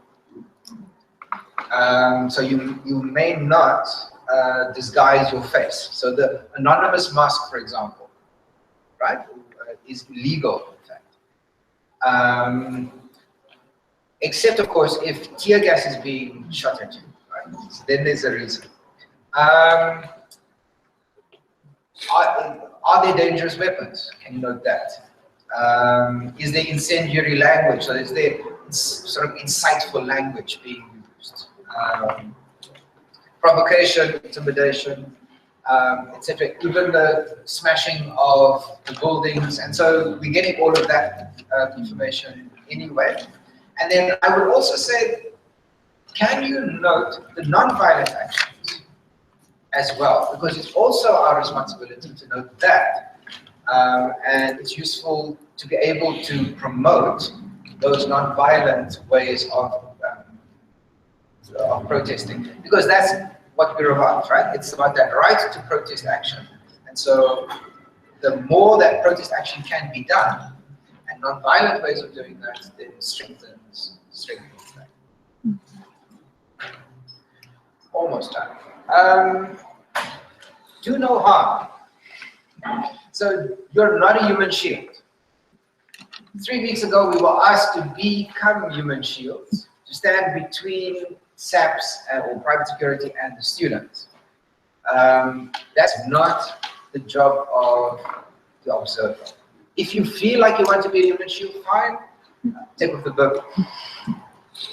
Okay, and it's important. It is really important because human shield, it's an important role. Okay, but it's not a role that we're asking witnesses to take. And I think we must be very clear about that. Safety first, especially your safety.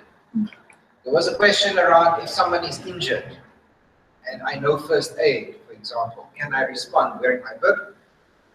Yes, just don't get any blood on it. No. So if you're a first aider and you're certified, you almost have an obligation to step into that space and to provide that sort of immediate response. It would still be useful to feed that back into the network so that maybe an ambulance can be brought. Okay. Your primary task is to observe. Keep on coming back to that, and hopefully it's sinking in. And if you are, the actions that are happening around protest action are public. That's why it is lawful to record them. Okay, so people have said, stop filming me, I don't give you permission to do so. They don't have to give you permission as long as it is public.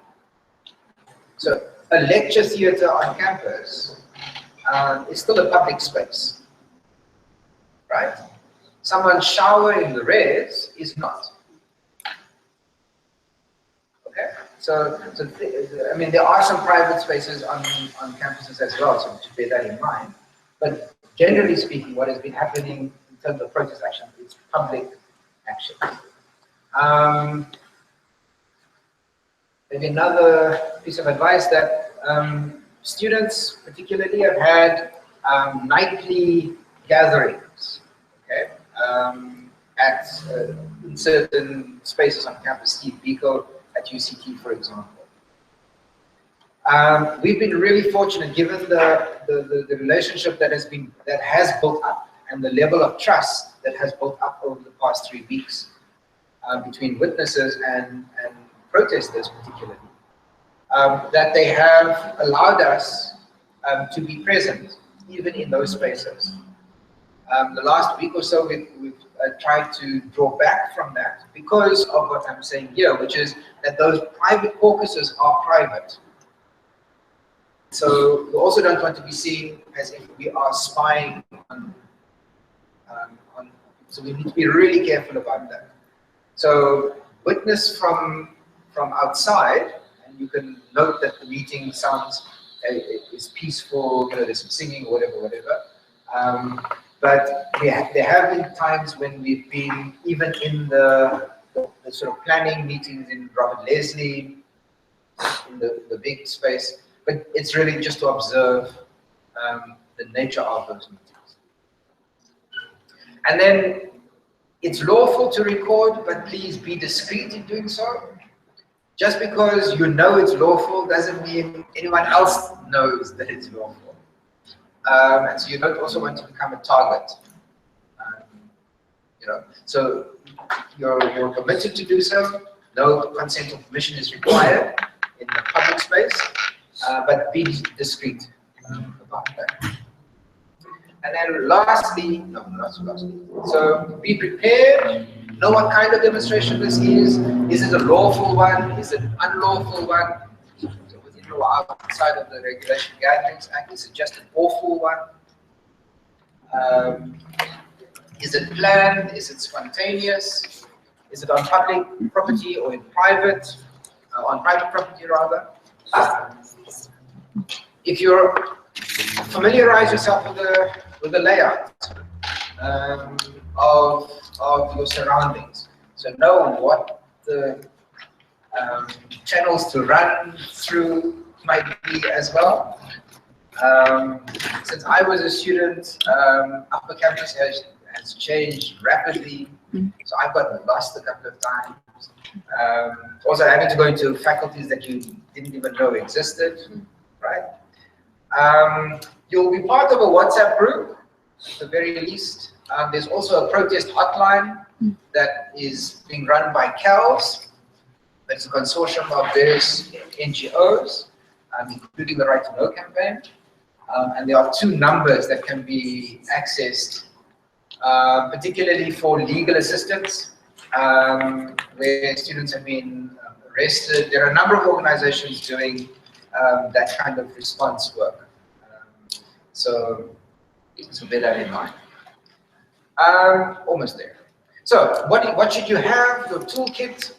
So when I prepared this, I went, you must have a notebook and pens. And then I realized how many people actually still use notebooks and pens, right? And a watch. Then I thought, well, no, actually you just need a smartphone. And a smartphone is your notebook, your pen, your watch. You do need your identification as an observer. So that's quite important to set you apart. And we've seen at CPUT and in other places where students, in the height of things, have seen the yellow, the white bibs, and have come and stood with the witnesses and said, this feels like it's the safest place on campus. Okay, so the visibility is important. You're not there as a shield, but that visibility is important. Comfortable shoes, very important. Okay, extra water, and if you are using your smartphone for all of these purposes, a power bank. So extra battery power, vitally important. So yeah, that's it.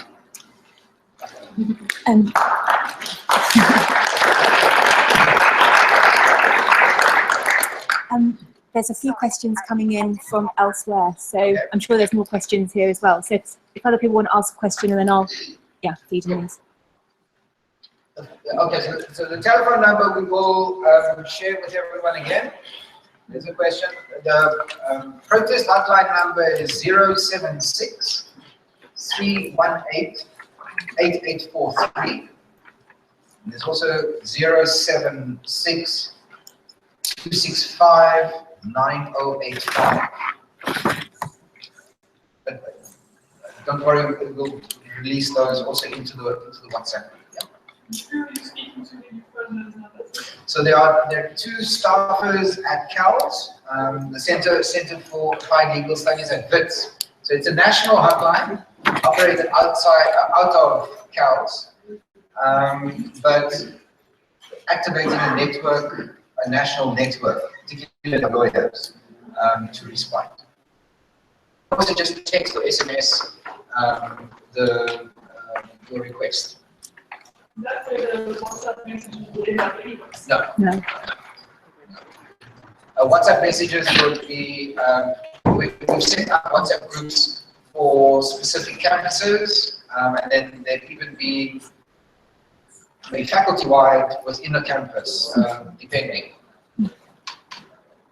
We'd just like to know how it works practically.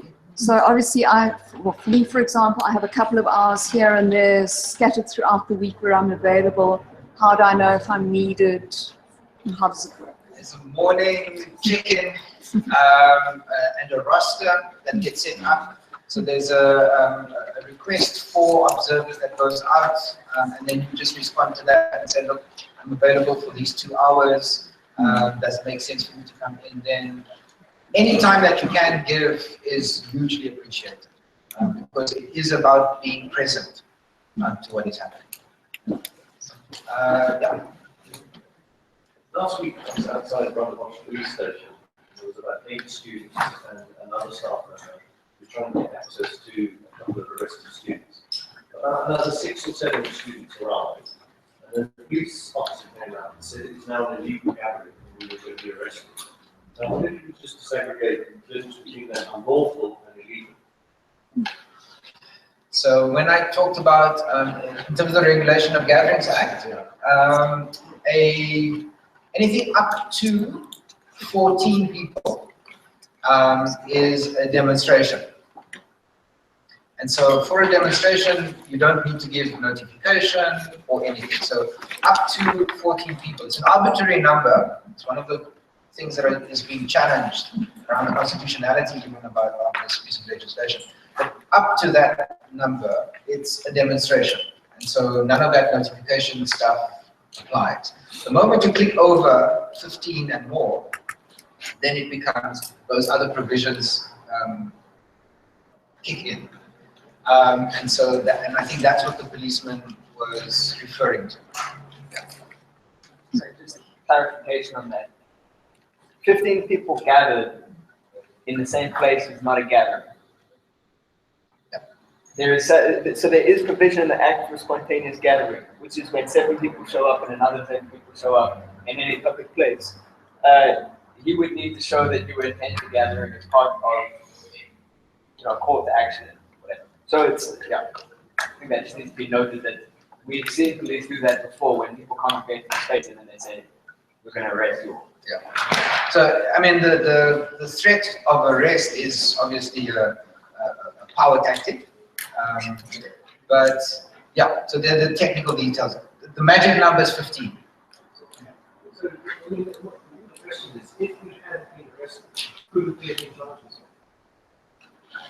You would have been charged, but then when you get brought before the magistrate, probably, and we've seen that happening, charges are dropped, it's kicked to touch. And that's part of the thing that Joyce asked, right? If you are arrested and it's a sort of wrongful arrest, or SAPs aren't following the steps, they open themselves up to a civil suit. Maybe we take some of the questions? Yeah, so what legislation governs police use of force and private security use of force and its scope? All right, so SAPs, and I'll also check with Murray here, but SAPs have their national instructions, so that's under the Police Act. There are a set of national instructions, those are orders governing SAPs, internal to SAPs. So I spoke about that earlier. It's about the use of minimum force, etc. Over and above that, SAPs and private security are governed by the Criminal Procedure Act, particularly around the use of force and weapons in relation to their activities. Now, whether it's about effecting an arrest or securing a building, Criminal Procedure Act would govern that. Okay, and the other question is, how does the right to protest interact with the right to education, for example? Even if the protest is peaceful, the disruptive nature of some is infringing on the right to education for others. So when is this infringement of the right to education no longer justified by the exercise of the right to protest? I often say that probably the most important lesson I got from my law degree was from Professor Lehman, who taught criminal law. And he said, Mr. Gallant, when faced with a difficult question, always say, it depends. And that's the one that gets me out of a hole every time. So it does depend. You have the right to protest, as I showed in section 17. The right to education is a slightly different one. Okay? And it's the right in the Constitution is the right to basic education. Okay? So there is a question around this right to tertiary education as a substantive right. In the Constitution, the right to further education then is one that must be progressively realized. Okay? So it's not an absolute right, which is interesting in the context of what students are protesting for. So claiming a right to education. That's perhaps not fully there in the Constitution, right, on a tertiary level. But what I understand the question of the question to be is around the right to protest and disrupt versus other students' right to actually get the education that they paid for. Right? And those are definitely two rights that are in conflict with each other. Right. And it could be decided by a court. So when contexts are in contestation with each other, a court can make a ruling.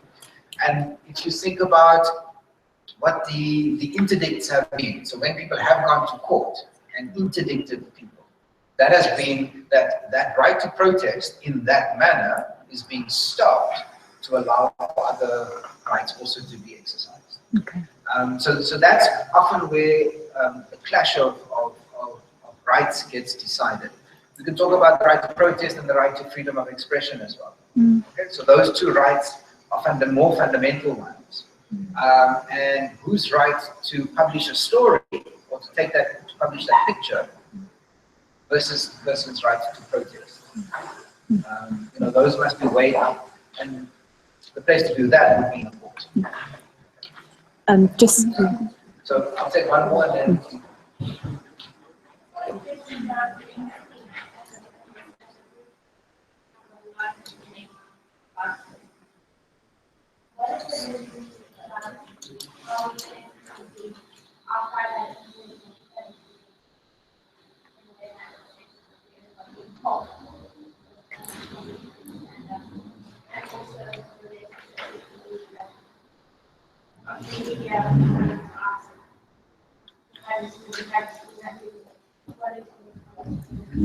So a very important question around the archiving and the record keeping of what witnesses are seeing happening. And then also a very important question about relationship to the media. So first of all, we are setting up a sort of record keeping system where from the WhatsApp groups particularly, what we're doing is we're downloading all of that centrally. And it means that once you've downloaded that, actually you can clear the chat off your phone, for instance, right? So we can all do that anyway on the platform, but centrally we're going to be doing that to just keep track. That information also is being looked at to discern trends, to discern what the dynamics are, how those are changing. So what's coming up, we're also trying to work with that information in creative ways, and that information then can be shared primarily with the mediator facilitator teams, but also if there are criminal activities, for example, then those might be shared outside. But that's then being taken centrally. In relation to the media, the message that's gone out to witnesses is really not to speak as a peace and justice witness to the media in that capacity. Also to really not share on social media platforms, your own personal social media platforms, any of the sort of stuff that you are recording. So there's nothing wrong in saying, I'm on campus as a peace and justice witness. I think that's absolutely fine. But oh my goodness, did you see, that sort of stuff on Twitter and on Facebook is actually quite dangerous. PJW did release a media statement on the role of private security about 2 weeks ago, which was incredibly balanced and I think really effective and the right thing to do. But that was done sort of centrally, and it was also, the intention there was to see if we couldn't draw down some of what was happening through private security actions. And again, that was really effective, but that would have to be thought through really carefully.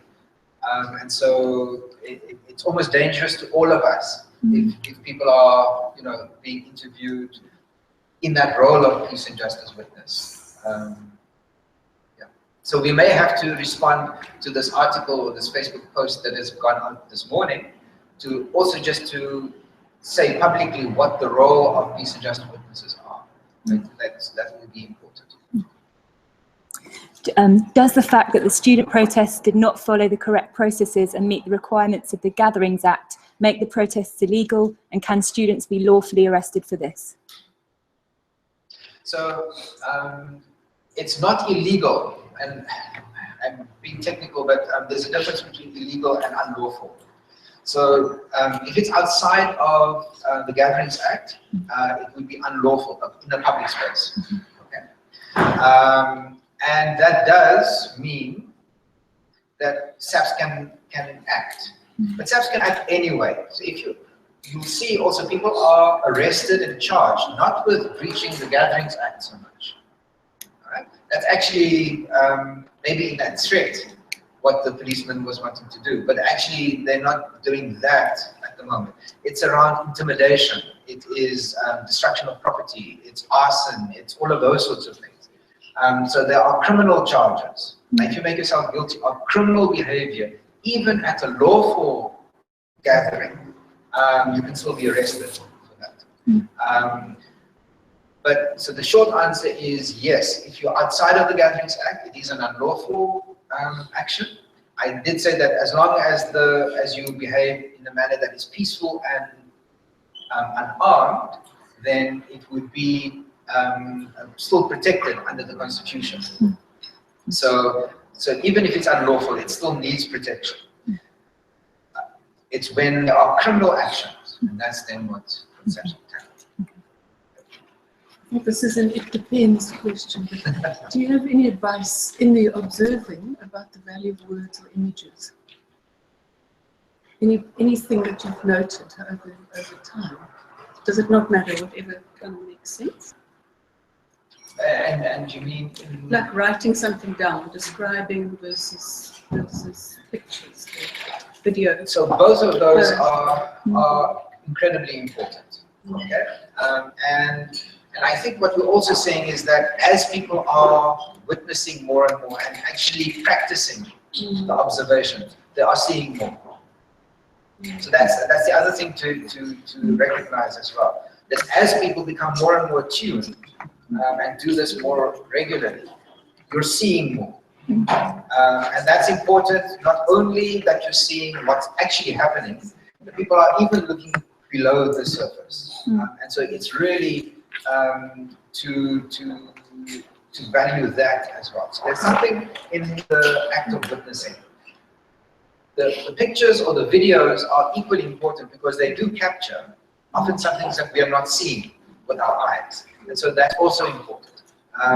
But don't underestimate even your own descriptions, because it gives us access to a richer experience, also the emotional response that sometimes a picture or a video clip doesn't necessarily have.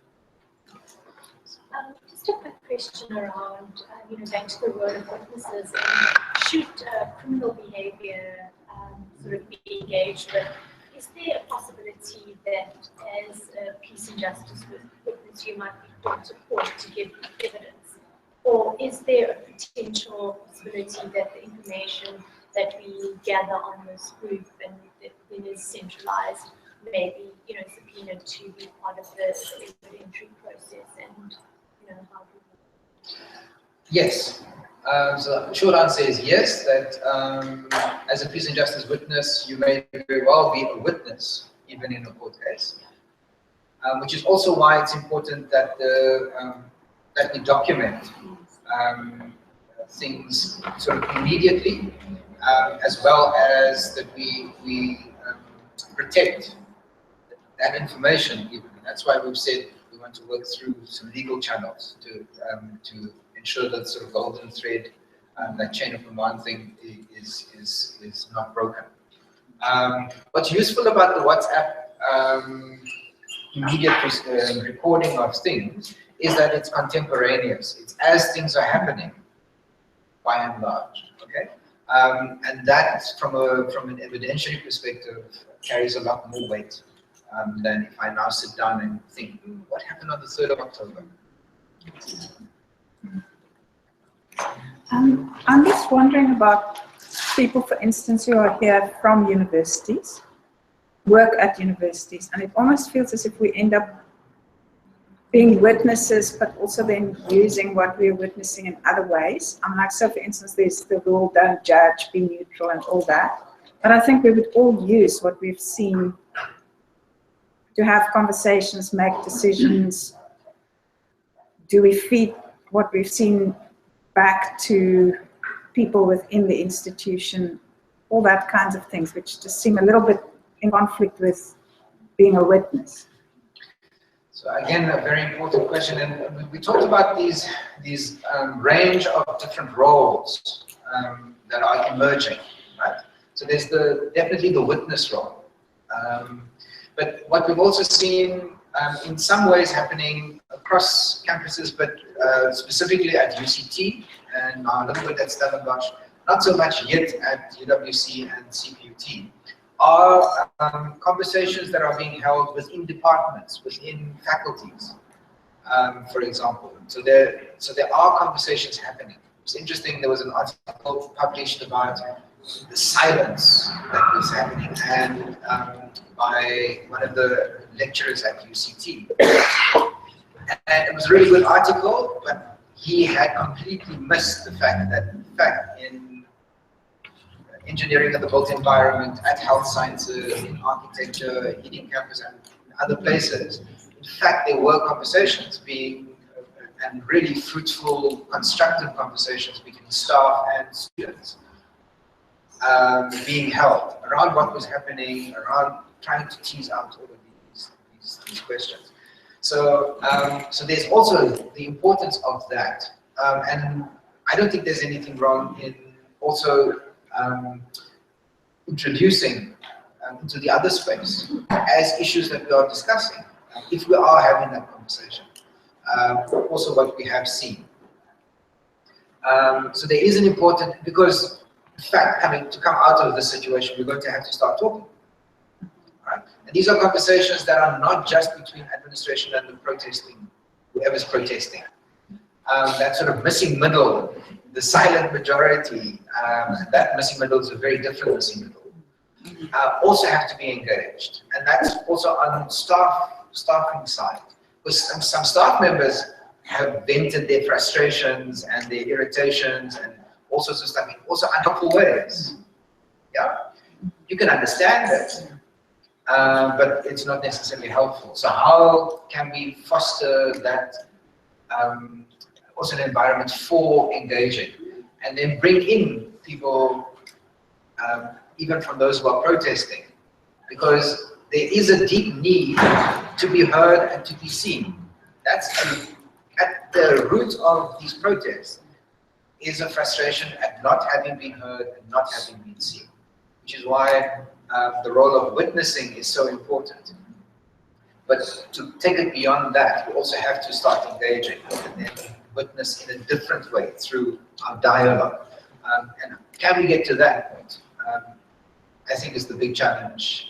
It may not necessarily yet at this point on some campuses, but as we can, if we increase the space for that dialogue, I think then we're starting to move forward. Last question. Yeah. Last question. Okay. Yeah, you were talking about the common purpose, which is arrested from the same issue. Then there's the issue whereby there's evidence of a certain student who was arrested and the evidence that he was also arrested. So how does it come in this issue of common purpose? Sometimes the subs arrest was arrested. You can say that this is the common purpose because they are all in the same level. So briefly, the question is around the doctrine of common purpose and wrongful arrest and how those two may intersect. So common purpose is if I'm part of a crowd that is toying and protesting, right? And someone goes off and does something, then because I'm part of the crowd and engaged in the similar action, then the responsibility for that action also sits with me. What had happened with the case that I had talked about was this was a student, I think, who was exiting the building, was not part of the protesting students, and he was grabbed. And so that was a very different thing. So doctrine of common purpose didn't necessarily apply in that case. Yeah, I'm being shown to act. This has been really amazing. Thank you very much for coming out and giving your time.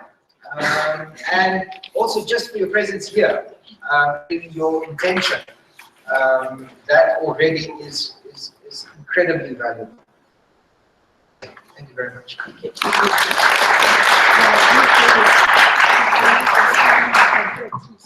If I could just steal just a couple more minutes of your time. We've actually got another session starting, so they will arrive at that, so we're going to do a changeover. But I was just making some notes as Khalid was speaking. So firstly, we'll send the slides in as PowerPoint to all of you. If you have signed up and put your email address, we can forward it to you. So make sure you do that before you leave, if not. As Colleen was saying, we absolutely ask that people don't put anything on social media. It's so important for our integrity and our impartiality that we don't do that. So I just want to stress that. As soon as we put all your details into WhatsApp, you'll get a WhatsApp message based on where you said you'll be prepared to do some shifts from the coordinator of that campus group. So you'll receive a message, you'll be added to the group, and then you can start to respond to the messages for shifts and say when you're available, when you're not available, and so on. If you want to speak to one of the coordinators, there's Emma. Where is she? There she is. There's Emma behind. If you want to just chat to Emma at the end of the session and find out a little bit about what it's been like at UCT, please speak to Emma. Khalid spoke often about the us, the core team, and I thought you should know that's me and Craig, who's somewhere. Where's Craig? There he is. There's Craig. Miles, who's not here today. And then we've got Frost, who's on that, on there, in Gauteng. There's a group of us, and we all fall under the banner of SACLI, and SACLI is the Southern African Christian Leadership Institute, and effectively we're a network of churches who have helped to initiate this, but there's a core group of us taking responsibility, and that's growing in terms of the partnerships all the time. Then we have a whole team of coordinators on the ground who are leading those teams. As Khalid said, we've got lawyers that we're in touch with, and as we do gather this information, we're conscious that there may well be a very important report that's put out at some point of the things that we've seen, but that would be something that we would do through lawyers. After this session with training monitors, we realised that we're seeing a lot of things, and sometimes that part of us that's either very compassionate or feels strongly about something wants to intervene. So we decided we were going to train some monitors, not just some witnesses. So if you were sitting here today and you thought, actually, I would want to intervene sometimes, if you've got time now, you can stay for that session. It's until 2 o'clock. If not, we'll run it again. And if you join our Facebook group, you'll see when that event will next happen. So if you were sitting here thinking, I don't think I'd be able to keep my mouth shut, or anything, I'd want that bib off, and then stay for the next session or come to the next one. Just to say, it was mentioned that there is it's something called the Respond Network, which is a network of churches that respond to disasters or emergency situations. If you would like to know more about Respond, Craig can tell you about it, but that's a way that churches are mobilising support for students who need food and other essential needs right now. And then lastly, on that level, if you are a trauma counsellor or you know someone who is, we'd love to hear from you because we really want to set up teams of trauma counsellors. And then finally, we've really seen the power and the role of prayer in everything that we've been doing. And firstly, there's a prayer broadcast group. So if you would like to receive updates on how you can pray, the number is 061 214 6604. That's 061 214 6604. And within our teams as well, as people move around and they're witnessing, they're also praying, and coordinators on the ground can speak a little bit to that, whether it's prayer walking, gathering to pray beforehand, and just, being a prayerful as well as a peaceful presence. I realise I'm speaking quickly and I have an accent, sorry about that. Anyway, any of those things, if you want to hear more about, speak to me, Emma, Craig, and obviously Khalid as well. Thank you so much. Oh, Renee would like to say something. Sorry.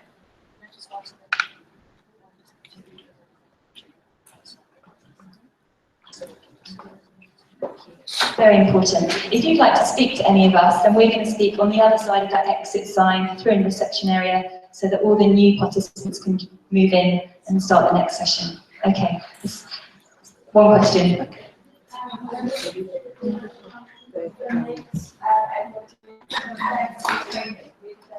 Oh yeah, so if you'd like to contribute financially towards the training, which is free, but we're taking donations willingly, go to the Warehouse website, warehouse.org.za, go to their donations, and then just put peace in the reference. Thank you very much. Thank you all very much for coming. That can be wonderful.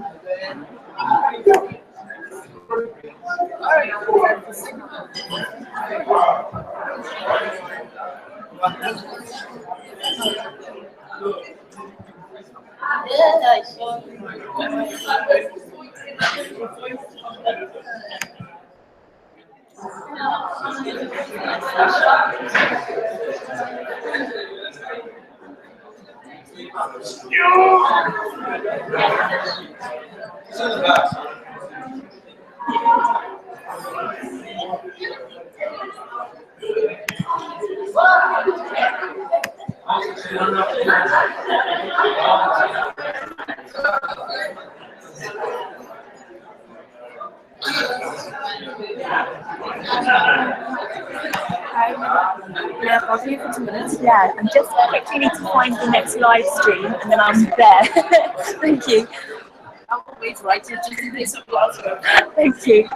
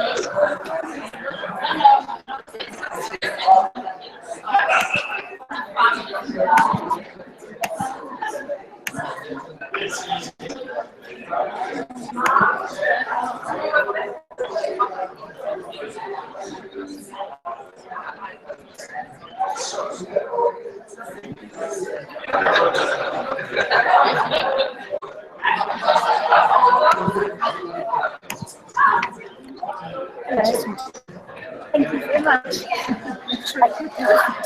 Have a coffee as well if I might. Okay, so white and sugar. Thank you very much.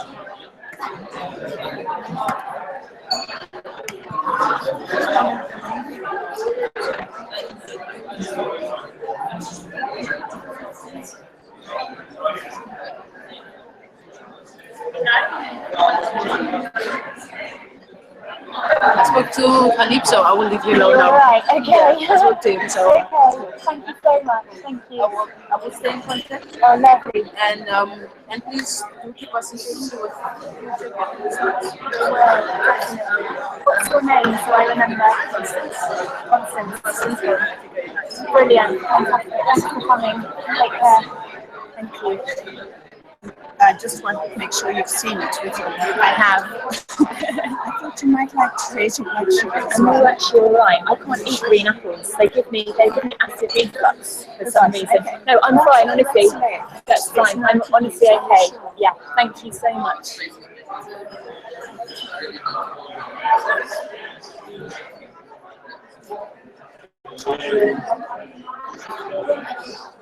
Sorry. I'm sorry.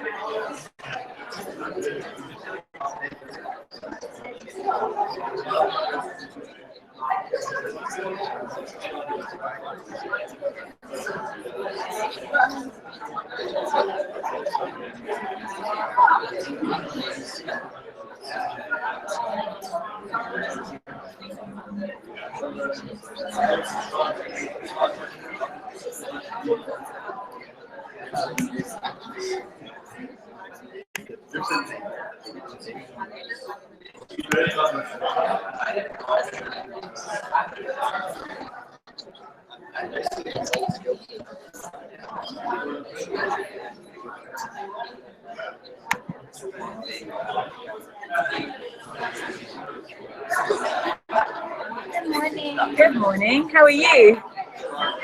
I'm good, thank you. Hello. Hello. You're like the frontliners, you guys. No, I think you should have these ones. No.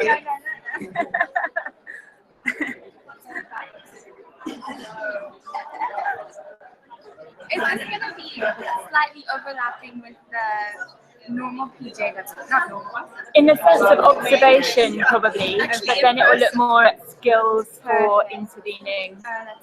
Yeah.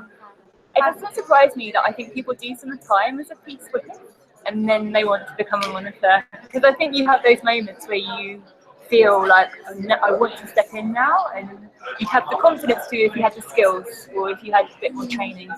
I was thinking last week, like, how I could just, in a quick motion, just take off my belt. I just want to make sure I take it off properly, otherwise, like, the photographs. It's like a Superman moment. Whip off the bib and you've got your, like, monitor outfit on. You're straight in. Oh dear. Or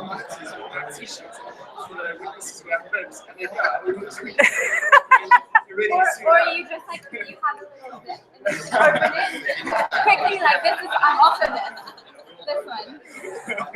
It's a whole new, like, disrobing as an act of protest, and now disrobing as an act of witness. Dear.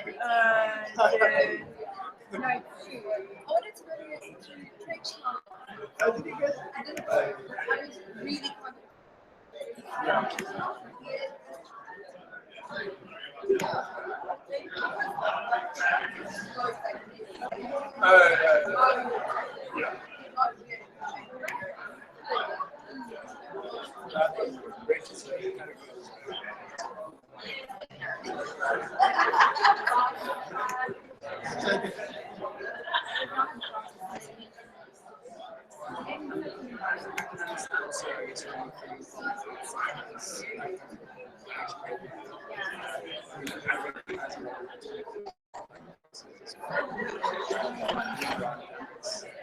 to a certain extent. You realize that studying maths.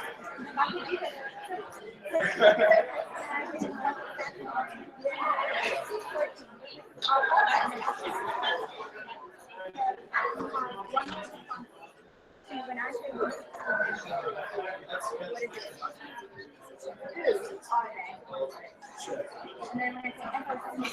one word, and I say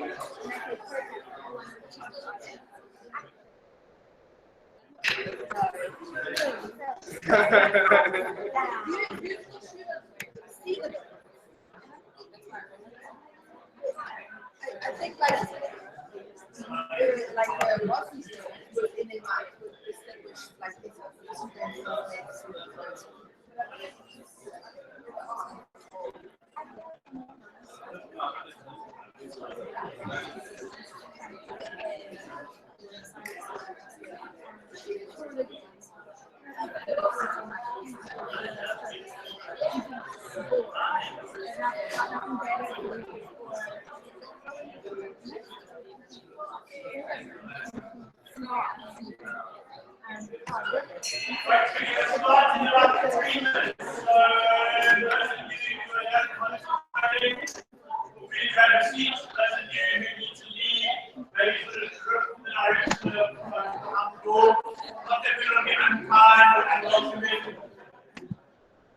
That's sorry, thank you. What characteristics find in students? In order to study medicine, you need to have those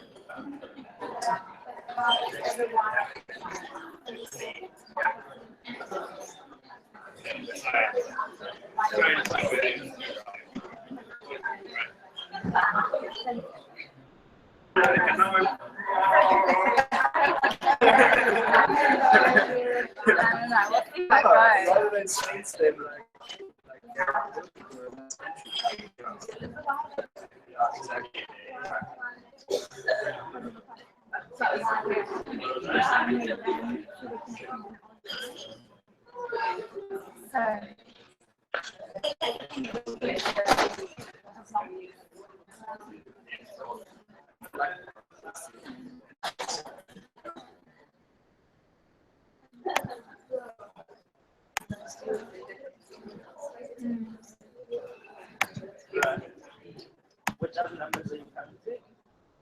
Oh, just the last one. Okay. Why are you worried about telling me about it? Because maybe you should know. I'm not speaking fair. No, I asked the photos to be taken. You as well. Give me the bag. Give me the bag. No, but you asked me Thursday, and I was like, I didn't know. You made a comment. You made a comment about it, Dane. He didn't ask you about it. You made a comment about it. No, I was like, so when you have your bachelor's, He's like, you're not coming, Dane. Yeah, so he knows the day. And he got tested at 8 o'clock. Did he get warm? You have to press back in the rain.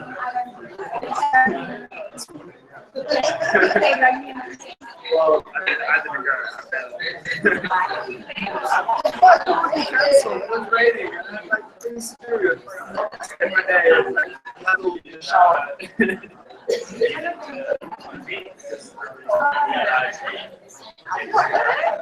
You all have like a shower.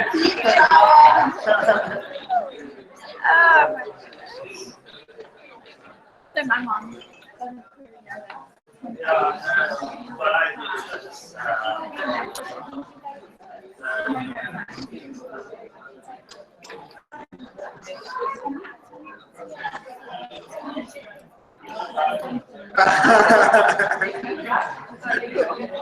Okay, so now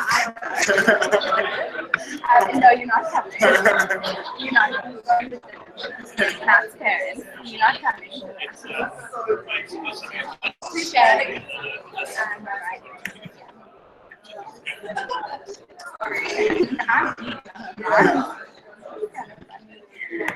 I was like, did they not tell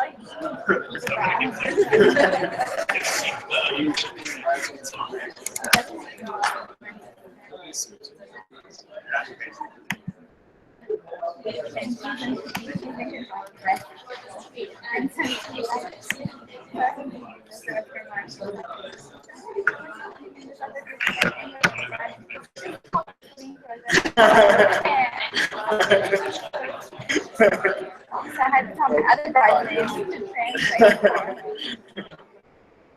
for out.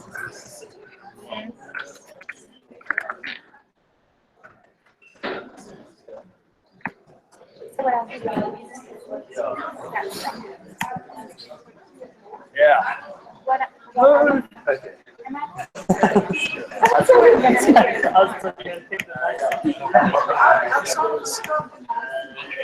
They kind of lean into the deep their time being graceful with some like this.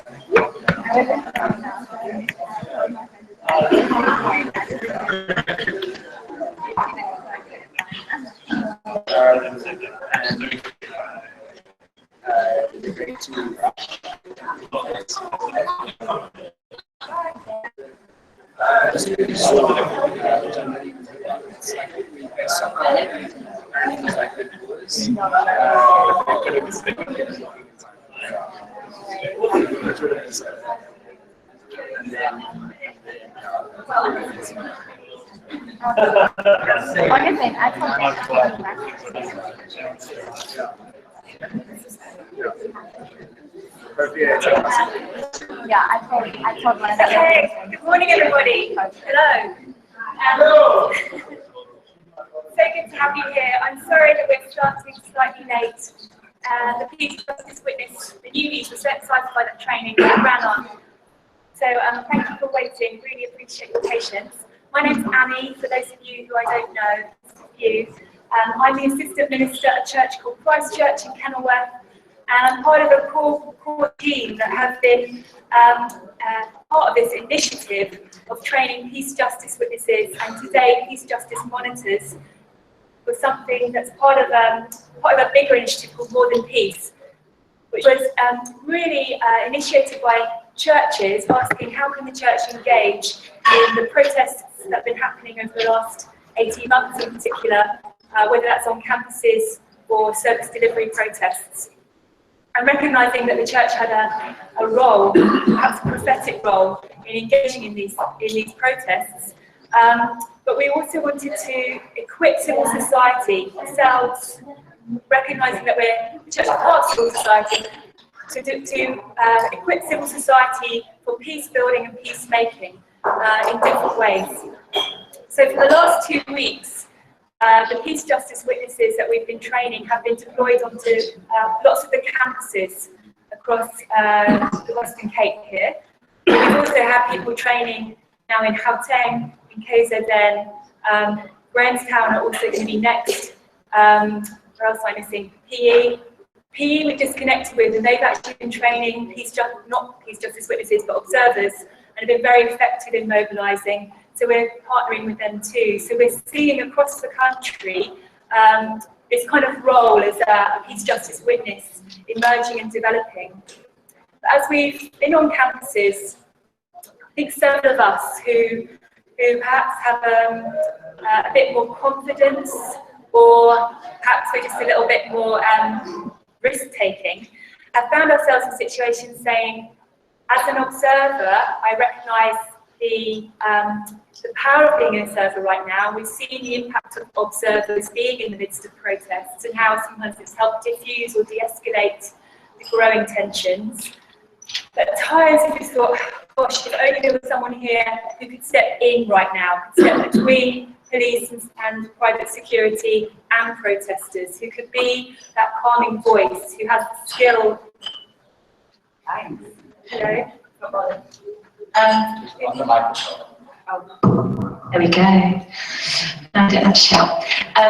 Who can be somebody who has conflict resolution skills, who has some negotiation skills. And we have mediators with us today who've come to do the training, and so on several occasions we wanted to call in the mediators, but recognising it wasn't actually the mediator's role, what we needed was monitors to be there. So we reached the point of saying what we need to do is train and have monitors who are part of those peace witnessing teams, and they can be the person who can step in. So that's why you're here. Maybe you didn't realise that's why you're here and you want to leave now, but that's why you're here. And so we're really grateful that you're here. Thank you so much, and looking forward to this training this morning. We have two trainers with us, mediators called Eldred and Khalib, who's out the front. And we're really grateful to have you here. You're both very, very welcome. And as the training goes on, there'll be opportunities for Q&A at different points, and then especially at the end. So make a note of your questions as and when they pop up, and we will definitely get to them.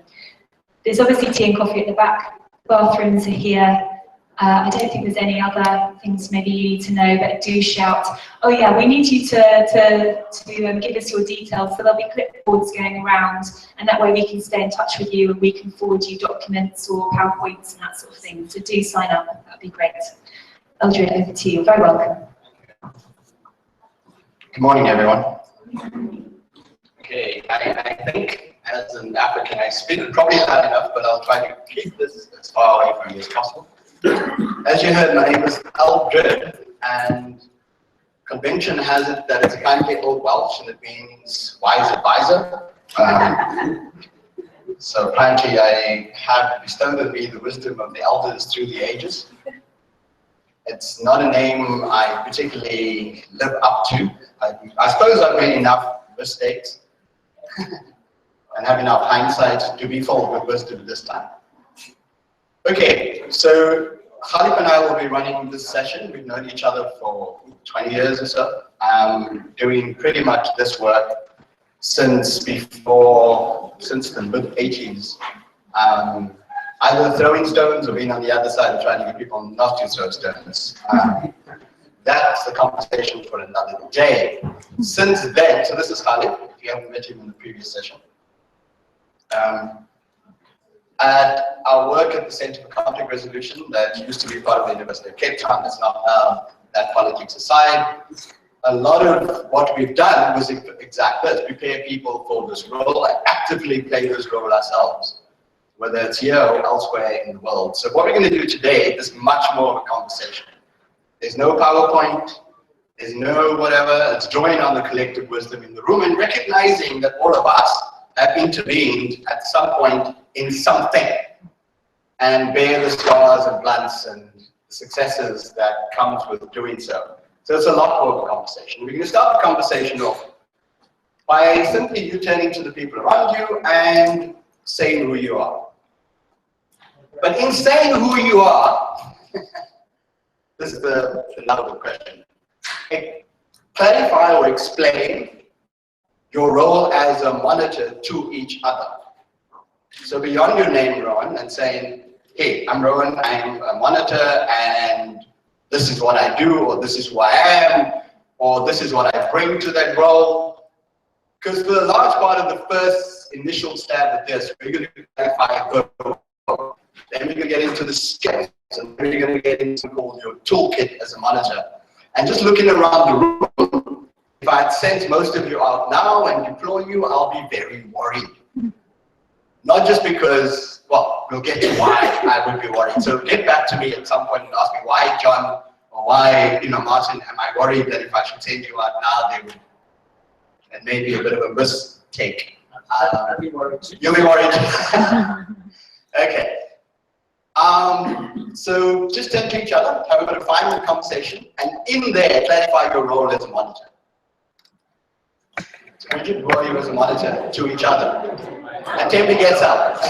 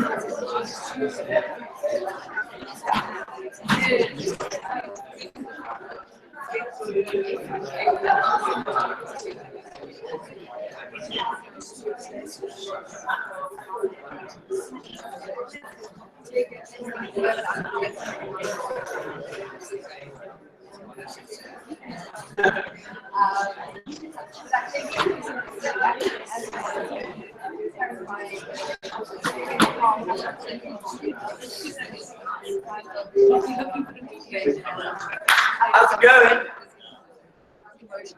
Are we ready to take some feedback? Yes, we are. Because whatever you haven't completed, I think we can fairly say and comfortably say that other people will complete the sentence for you. So, who's feeling hot and inspired as if you're dancing around on a tin roof this morning and wishes to share with us? And when you do so, please at least tell us what you would like to be called, at least for this session. You can change it afterwards. I've been called all kinds of things, not necessarily to my face. So, yeah, who's ready to go?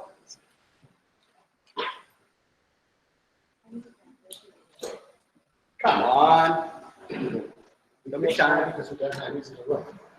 Okay, please. Could you No, I was going to just ask a question about. I was going to, it's not about in response to. Okay. To what you asked, but I think I'm sitting in a room. I have no idea who's here. We'll get there. From within the institution that I'm from. So at some point, I don't know. We'll get there. Don't worry. We don't do the conventional, ooh, let me listen to 30 people right now. It just takes way too much time. Also, feel free to go up to anybody and say, hey, who are you? Where are you from? Yeah. Not what you do and all of those kind of things. When people ask me that, I just switch off. I see if I'm defined by what I do. Thank you, though, for expressing the concern that you would like to know who these people are. Especially on the dark night standing outside of the student protest, right? We'll make sure that they are clearly identified. So, we take the point. Please speak up. Tell us who you are, and at some point we're going to know a little bit more about you. If you do not speak up, so we don't get to know who you are, we may just pick on you. Giving me license to do so? Yes. Brilliant. Who wants to go first? Sure. Please. My name is Brett. Your Majesty. Your Majesty, yeah. I'm a the Neil fan, so I feel like that's good. But one of the things you said was just observing and kind of heading off the past. So if you see a bunch of private security heading to a bunch of students, being able to sit one of them and have a conversation and direct. So effectively, you're an observer who heads people off at the pass. Something like that. Okay. In a good way. In a good way. Head off at the pass. Yes. Two S's. excellent.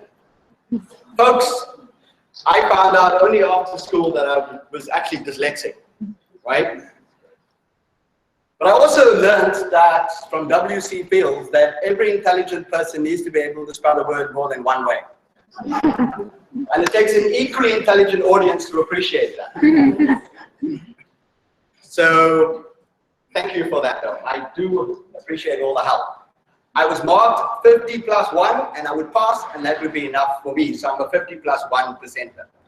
And I have been all my life. So thank you for that. So essentially, you still an observer, says Your Majesty. And at some point, there may be a moment at which time you feel that you can now intervene. Right. Anybody else want to complete this picture for us? Leslie, what came up in your group? See, I'll pick on you. I'm Leslie, and you can call me Leslie. Thank you, Leslie. And John talked about a monitor as being someone who appreciates the importance of listening and trying to understand. So listen, understand. Thank you, John, Leslie, and that group. We'll say a lot more about these two things. What is it that you're actually doing when you're out there? And we've now got two particular job descriptions, observer and monitor. And hopefully during the course of this session, we get clarity on what each of those mean. Is that okay? And how it may be different. And one of the things that we now know is different is that the monitor, according to Your Majesty, finds an opportunity to intervene, or there's a moment when they intervene, they step in and do something, and we have to know what that something is, what your skill set is, and what your toolbox is that you take with you. Yeah, Martin. One Anita was exploring the thing of being a concerned insider, being part of the system, and yet concerned to make the to live for peace and act for peace in a credible way. Yeah.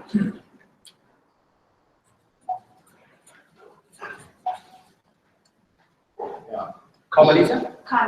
Carnita. Oh, sorry. That's okay. One syllable to me. Carnita? I don't want to be a monitor. I'm happy being a concerned insider. So I don't need to be persuaded to be a monitor. I'm not wanting to be a monitor at all in any way. Okay, so it's just a useful skill set. That's all. And an urge to stick your nose in other people's business. With the idea that what you want to do is listen and understand, according to John. And we'll unpack that. Tell us a little bit more about this concerned insider role. Yeah, I guess it's just because I came from this morning session and this thing of being independent and removed. But we are part of the environment and the situation, the context. I mean, I'm a staff member at TWC. You know, so it's kind of this portrayal where conflict is about entrenched in these positions, but there are people within that context that can try to mediate and play. I mean, I know there's a different meaning for mediator, but mediate what has been defined as there is no middle ground, you cannot. So I think that's, so yeah, to try to play a positive role in terms of being able to hear both sides, but also seeing where we need to, from a principled point of view, act.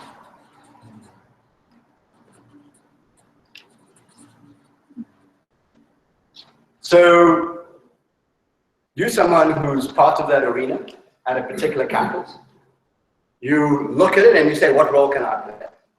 I'm concerned with what's going on here. I understand and maybe even known to the actors involved, because I am an actor in that. And one of the roles you see yourself playing, or we play, is that you're there to, again, hear what's going on, listen and understand from a principled point of view. So you bring something to it, and that something may be different to what is happening at that time. Know what I'm saying? Okay. So the insider has some knowledge, some understanding, and maybe their own, what we should be and what we are particularly concerned about is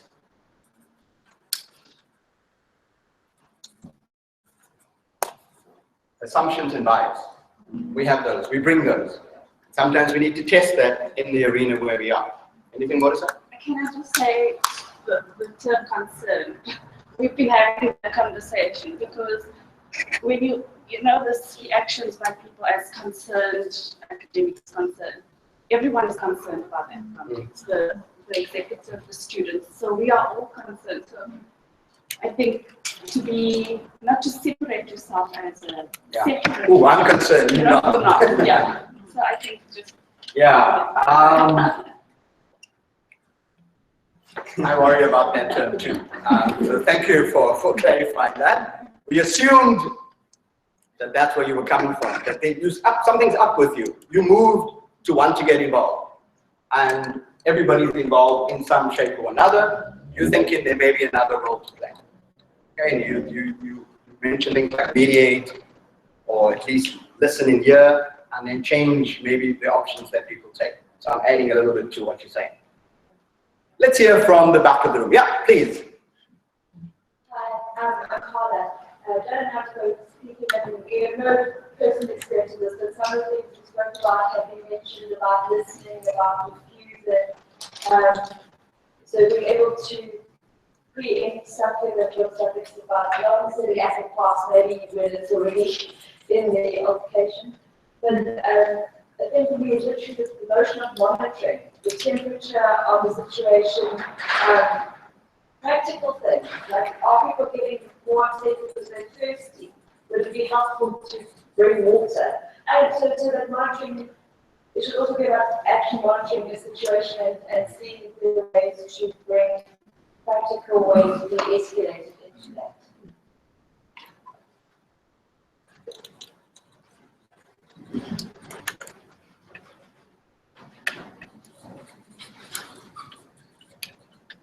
I'm putting other words on the board. So Carla, you spoke to Jeanette. About this notion of looking what else you can do. That there's something going on, people have needs, and trying to be responsive to what the needs are. That's either allowing something to go up and get hot, or keep it cool and where we can all be, maybe for lack of a better word, level-headed. Don't worry, none of us are. And that's okay. It says doable. I knew my handwriting was bad. Don't be sorry. I would be concerned if you didn't ask what it was. So be sorry if you don't speak up. Please do. Seek questions, ask questions of clarification. Otherwise, we get to misunderstand each other. It's the word doable. So I said to Carla and Janita, I'm putting other words up there, and we'll come back to those words. Is that okay? So, this side of the room. So I have I really thought about it. I just thought about this. And I had an interview once with this. What's your name? Sorry, my name is Vickers. Vickers? Yes.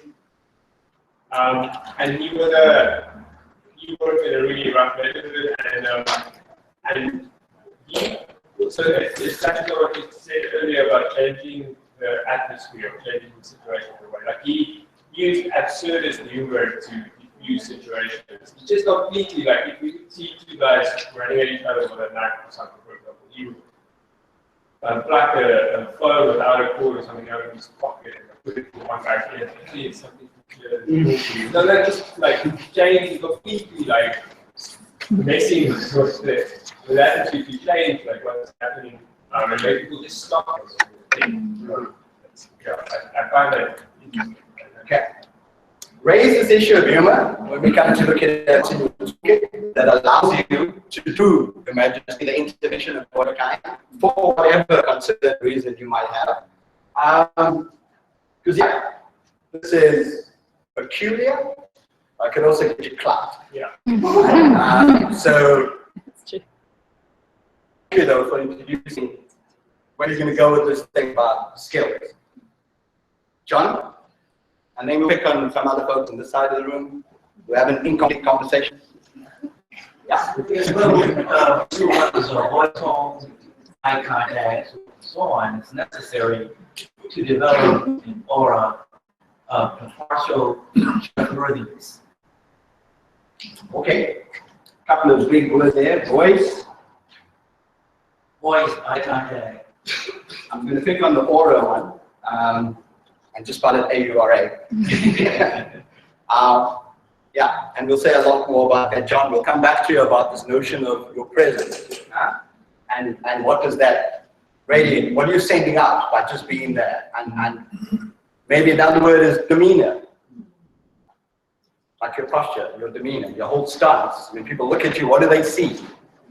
Who do they see? And is there any contradiction between their understanding of why you're there and your presence and the way you're behaving or not behaving? And we need to get clarity on that. Yeah, can we get to the incomplete conversations so we can complete it now? There were 3 of us in the group, but only 2 of us, I'm done. Only 2 of us had a chance to speak, so that's why I was saying, no, that's what I said, because none of us hadn't had a chance to speak. Thank you. So, Di, was it you or? No, it was a friend. Okay, and your friend's name is? She has to look, Laura. Okay, so Laura, what would you have spoken then? What would you have said?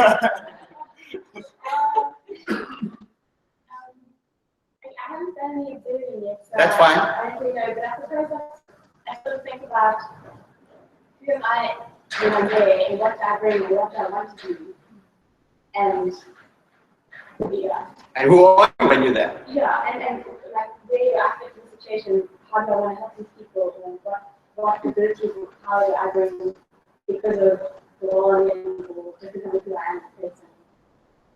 And any answers to those questions? Well, I definitely have access probably to more resources than a student. And probably have a network I should work on. I've last year as a student in the protest, we managed to collect a lot of the people in my office all wanted to help, so we just collected money and then basically bought things for students. So ended up in the list just because I think most of them oranges and throwing at people. That is how hard with that. That's also actually I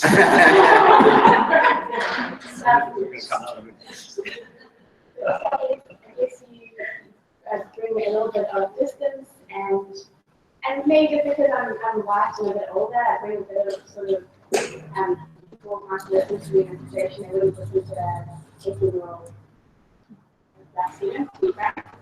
And maybe I'd make it would be more likely to make with me in a way that wouldn't.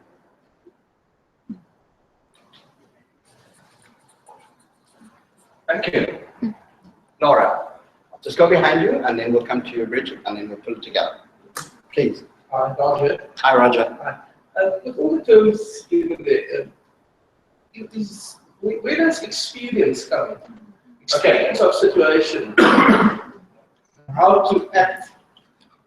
And I think Laura was kind of hinting at that when she said she's maybe a little older, that what she brings, you know, maybe this thing a little bit more inside, them experience, as Roger said, and how to act. So we'll put it down there. Thank you. At the moment, these are just words. Some of them we clarified, quite a bit we haven't touched on, and we've been deliberate about that. It's going to try to pull in this, paint this picture of who we are. Bridget. And building on your sort of aspect of power is this perceived hierarchies. And when I say perceived hierarchies, it's because often they are quite sort of artificial hierarchies, and there are a lot of misunderstandings and misinformation around those, and who is actually in a position of authority and who isn't.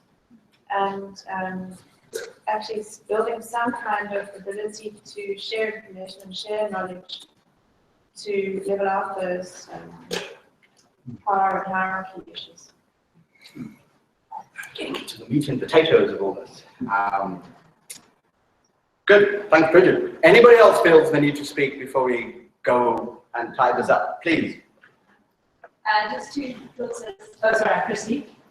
Just 2 thoughts as I was listening to everybody speak. What about one's reputation as a mediator? So at the beginning you would come in as an unknown, but let's say it's happened for 2 or 3 or 4 weeks and you've been seen on the scene. Does that make a difference? What do you think?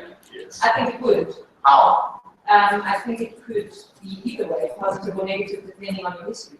suppose, of how you dealt with past situations, perhaps, if people have been present. And observing you, And observing. as much as you've been observing them. Yeah. And this consistency of presence. And as we said earlier, is there any contradiction in the perceived role or understood role of who they think you are and how you behave? We'll get back to those issues. Don't worry, we're not done. We're just surfacing where we need to go.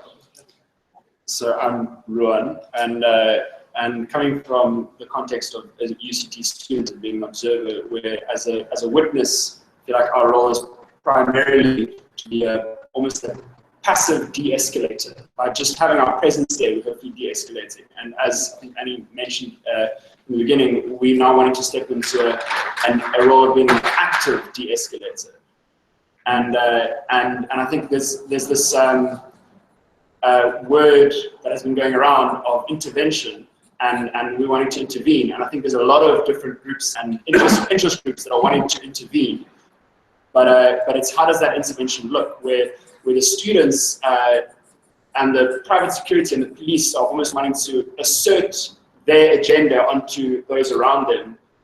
For us, it's more to facilitate the agendas of the various groups in a more peaceful way, rather than asserting our own. Okay, so you started saying something about moving from perceived passive mode of one to sort of more interventionist role. You put the word agenda there. I'm changing agendas to interest so that we just reframe what we're saying. And we're going to challenge you with the idea is whether you have no interest to be there. Because you seem to suggest you have no interest. You don't have an agenda. Okay. So I'm saying, you seem to suggest that you have no interest by being there. Wrong place. Because we're up to something, and we want to figure out together what that is. Okay? I did say we're going to try to pull this together, so maybe just pop while you're hot. Hi, I'm Kim. I just want to follow up on that and also, I think someone mentioned impartiality somewhere, but I didn't see you right. I didn't hear it, so thank you. I can't see that far, so. But to follow up on you then about the perceptions of our roles or whatever, the couple of times I've been at UCT, what's been very noticeable has been that the protesters are largely black and the witnesses are largely white. I think in this situation, in our context in South Africa, that's something we need to take into account as well. I don't know how we change that exactly, but yeah, there's the notion of the other and we'll surfacing that deliberately. So, right, I did see a few hands. Do those people still feel the urge to speak, or can we move and start consolidating this picture of who we are? Okay, so let's get back to this and help us plot a way forward for the next, say, 2 hours or so. So what we're dealing with is this idea of somebody who is a monitor. We now understand that a monitor is perhaps different from an observer. And that the difference is this notion of intervening, stepping into the fray, not just witnessing the fray. The idea of witness, and Annie was talking about prophetic witness, is this idea is that you bring something and a presence that you hope would, Kim, to what? De-escalate, diffuse, somehow deter others from taking options they would take if you wasn't present, right? So, however, in that, there's a concern that not only that others may not know who you are, but that we may not have been acting consequent or consistent while we've been observed that belies who we say we are and why we're there. And that's a big concern. And a part of the equation in the South African context could be this, whether I'm a darker or lighter shade of you. And what dynamic does that bring? Or even whether I'm perceived to be too old, too young, whether I'm a man or a woman, too short, too fat, God knows. But there's so many other issues, depending on who you're engaging, that might either assist you more or actually hinder your initial entry point to that thing. So one of the things we hope to do is get clarity as to how do we hold and conduct ourselves in a way that's consistent with the message we're trying to send and the role that we're trying to play. And that we do, when we do intervene, what does that look like? Is that okay? So if we walk away with that, would you be happy? And in your back pocket, we hope to be giving you a set of very practical skills that even relates to how you dress, the shoes you wear, and what else you carry with you. And let me just say that, never wear shoes you cannot run in.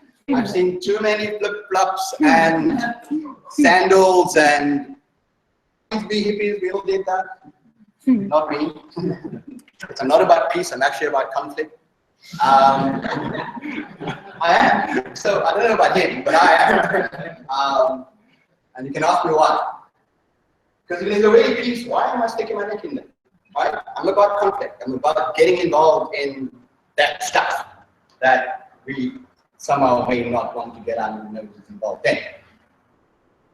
So, Khalid was put up saying that one of the first things we need to do is clarify who's out there in this arena. Who do you find in this arena? What other roles are being played? We had a mediator, we had students in this case, protester maybe, or what you like. We had something about the police and the security services. And all of them have their interest. So maybe it's an idea at this time is just to get a sense of who's in this arena. Right? And what roles are being played and what interest each of those parties have. So we'll start there. Is that okay? And then we'll get into a little bit more clarity about the monitor and that role. Do you want to take that? So just to share what I put up, that's come out of the conversation so far. Is that earlier we really looked at the observer, right? The dispassionate, passive, what's a de-escalator? And we're really looking at this notion of the monitor now. So there's a slightly different role, but I've kind of created a continuum of intervention, if you think about it. Because each person steps into the situation in a slightly different way. And I really wanted to fix what the monitor role is. But it's useful then to think of some other roles. One role is an accompanier. So internationally, for example, we've got an organization called Peacemakers. You may have heard about them. What they do is that they actually insert themselves with other human rights defenders. So these are, let's say it's a housing issue in Gaza, for example. You will have peace brigades that they're working in South America and in a number of other countries around the world who are accompanying that particular struggle. So they insert themselves into the group, and again, through their presence, because they're foreigners, that is hopefully a de-escalating factor. And also, if the fight is with government forces, then the government knows that you have these accompaniers. It's a much more intimate role than any of the ones that we've played. Okay. We've also spoken about human shields. So these are people who insert themselves between the belligerents, and often in war situations. So that's another role of intervention between the belligerents. And we've seen, for example, at in Wits, the church has played a little bit of that role on one day where they created a line between police and protesting students on campus. It got a little bit more fuzzy when the students came up behind the line, and suddenly the priests and the religious, the clergy folk were then leading the protest action. So that was slightly different, okay, to a shield. And so these are intervention roles, but these I would want to say are far more in and on the side of. It's even than the monitor. What you then have are two other outsider roles, which is then the mediation role potentially. So that's also an intervention, but from a different angle. And then there's an adjudicative role to play by courts, for example, that makes determinations. So that's another role to play. Essentially, what we're talking about now is sort of this area of intervention. Okay, and so what then is the more nuanced role for a monitor, which is different to an accompanier, which is different to a non-shield? Okay, so that's really the question we want to get to. Can we clarify the interest of those parties on one side and then the interest of the other critical role players on the other side? So who are the other critical role players in the kind of, particularly in the context that we're looking at the moment, which is the student budget? Who else is out there? We've already said the police. They have a set of interests. The security services have a set of interests. Private security. The press. The press has interests.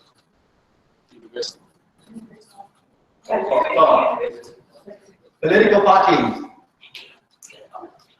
So we have SAPs, press, parents, political parties, press, University workers. the university workers, the rest of the university community, the workers, staff, faculty, each with different access, opportunities, relationships, and power.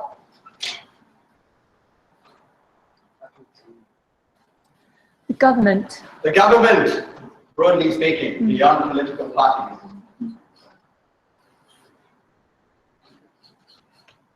Anybody else? There may be corporates and corporations and business interests. But in the UCT context, there have been a number of businesses who've done very well out of the disruption. Hey, there's something called the war economy, and it's not called that for nothing.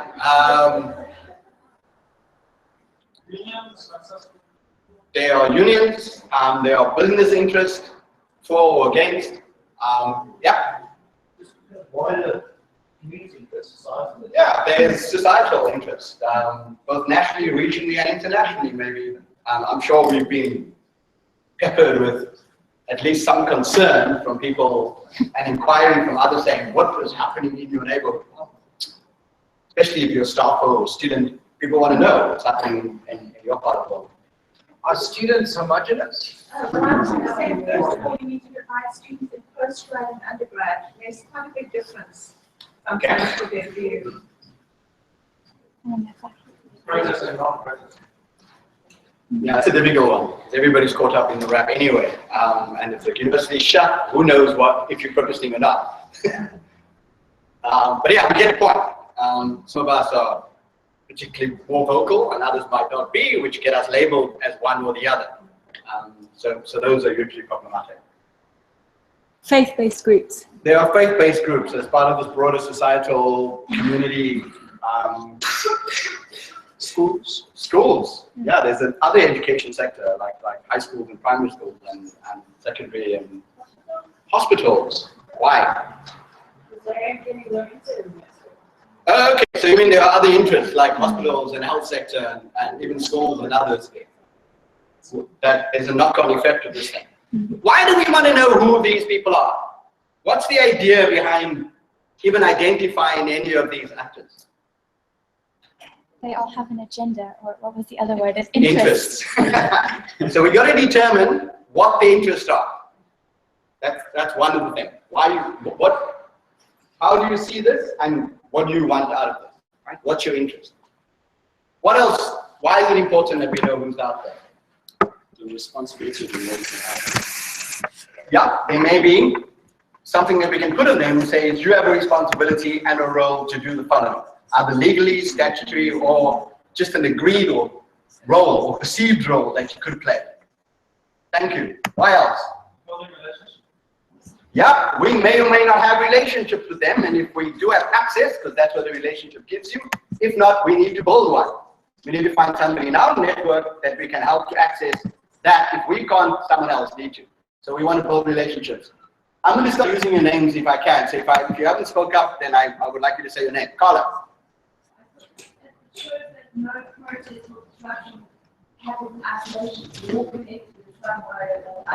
So the understanding that the effect is broader than what the immediate seems to suggest. Yeah, thank you. Wendy.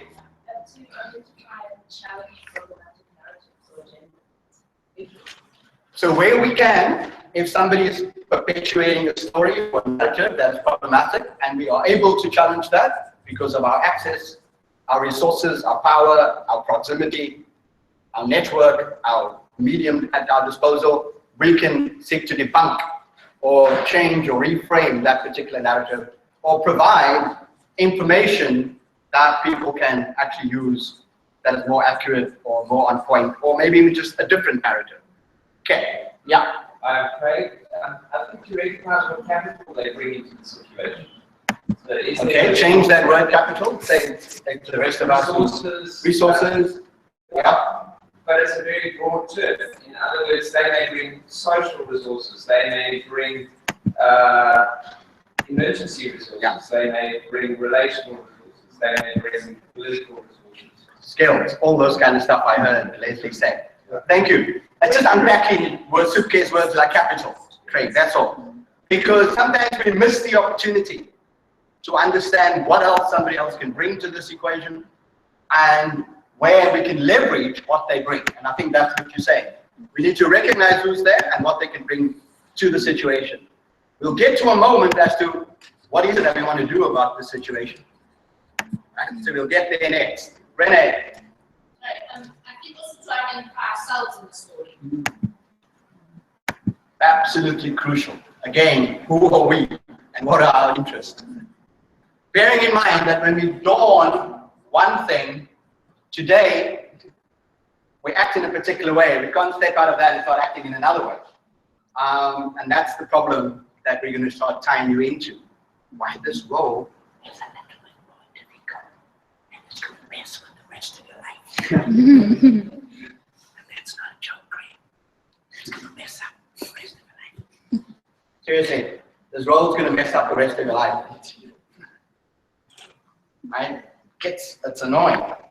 I try to be anything other than that. No, baby, you define. Watch it, right? It's going to mess with you. So, we don't have the time today to go in understanding how do we exploit these things. That you can do. You do that all the time. People call it networking, which I'm particularly bad at. Others just call it exploitation of your friends and family. However you label this thing, it's simply about imposing on others and confronting them either with their role and responsibility, with their access, with their resources, capital in whatever form, and the ability to affect change in that situation. And what we're going to get clarity on is, what is the change we want to effect? Is that okay? And then in our role as a monitor, what skills do we leverage? People happy with that? Anything else about these things? Yeah, Vickers. I just have a quick question about it. So, yesterday, for example, there were a lot of police in Presbyterian and students, and I wanted to go talk to the police or the Presbyterian because I don't know. A lot of them probably you felt the urge. Yeah, I don't know what about relations, but I also am worried about how that's received by the students, and they see me like. But I feel it's important to see if I can build it. How do you do that without messing with your role? Right, we're going to get there now. So just to sum up, Chief, you will put that over. Khalif mentioned these goals, and just to bring in the difference, as you were saying, ostensibly between this thing here Yeah, there are groups like Peace Brigades International. There's the People in Lebanon, which is the broader sort of church-based coalition of witnesses. There's this crowd called Nonviolent Peace Force, based out of the same idea that Peace Brigades International was based on. And they basically are there to protect. They are called human rights defenders, civilian peacekeepers, and they are there to stick their nose in a situation on the side of people standing for human rights and justice, right? And they do the kind of things like sleep in people's homes that if you're under threat, walk you to court or accompany you. They do act as, not particularly human shields, but it's called interpositioning, stepping in between the parties at war. They also prepare and record and disseminate information about what's going on. Folks, they are clearly identified. They walk with this every single day, everywhere they go. Whether it's this or a t-shirt, but they have this on. And the idea is you become this for the year, 2 years, or 3 years that you're doing this. You can't be getting drunk down the road with particular people, fraternize with others, and then still see yourself doing a particular role a few hours later. It will redefine your life. At some point, though, you're going to get out of that because it will affect your health. Right? So how do we support people who do this role? And if you will get detained at times, you will get harassed by security people who may understand why you're there, but they just harass you anyway. Right? And we can talk a little bit about how that comes. But this is what you wear. This is who you become for the year, 2 years, 3 years that you do this. But you have this very clear. The thing that's on here is this idea of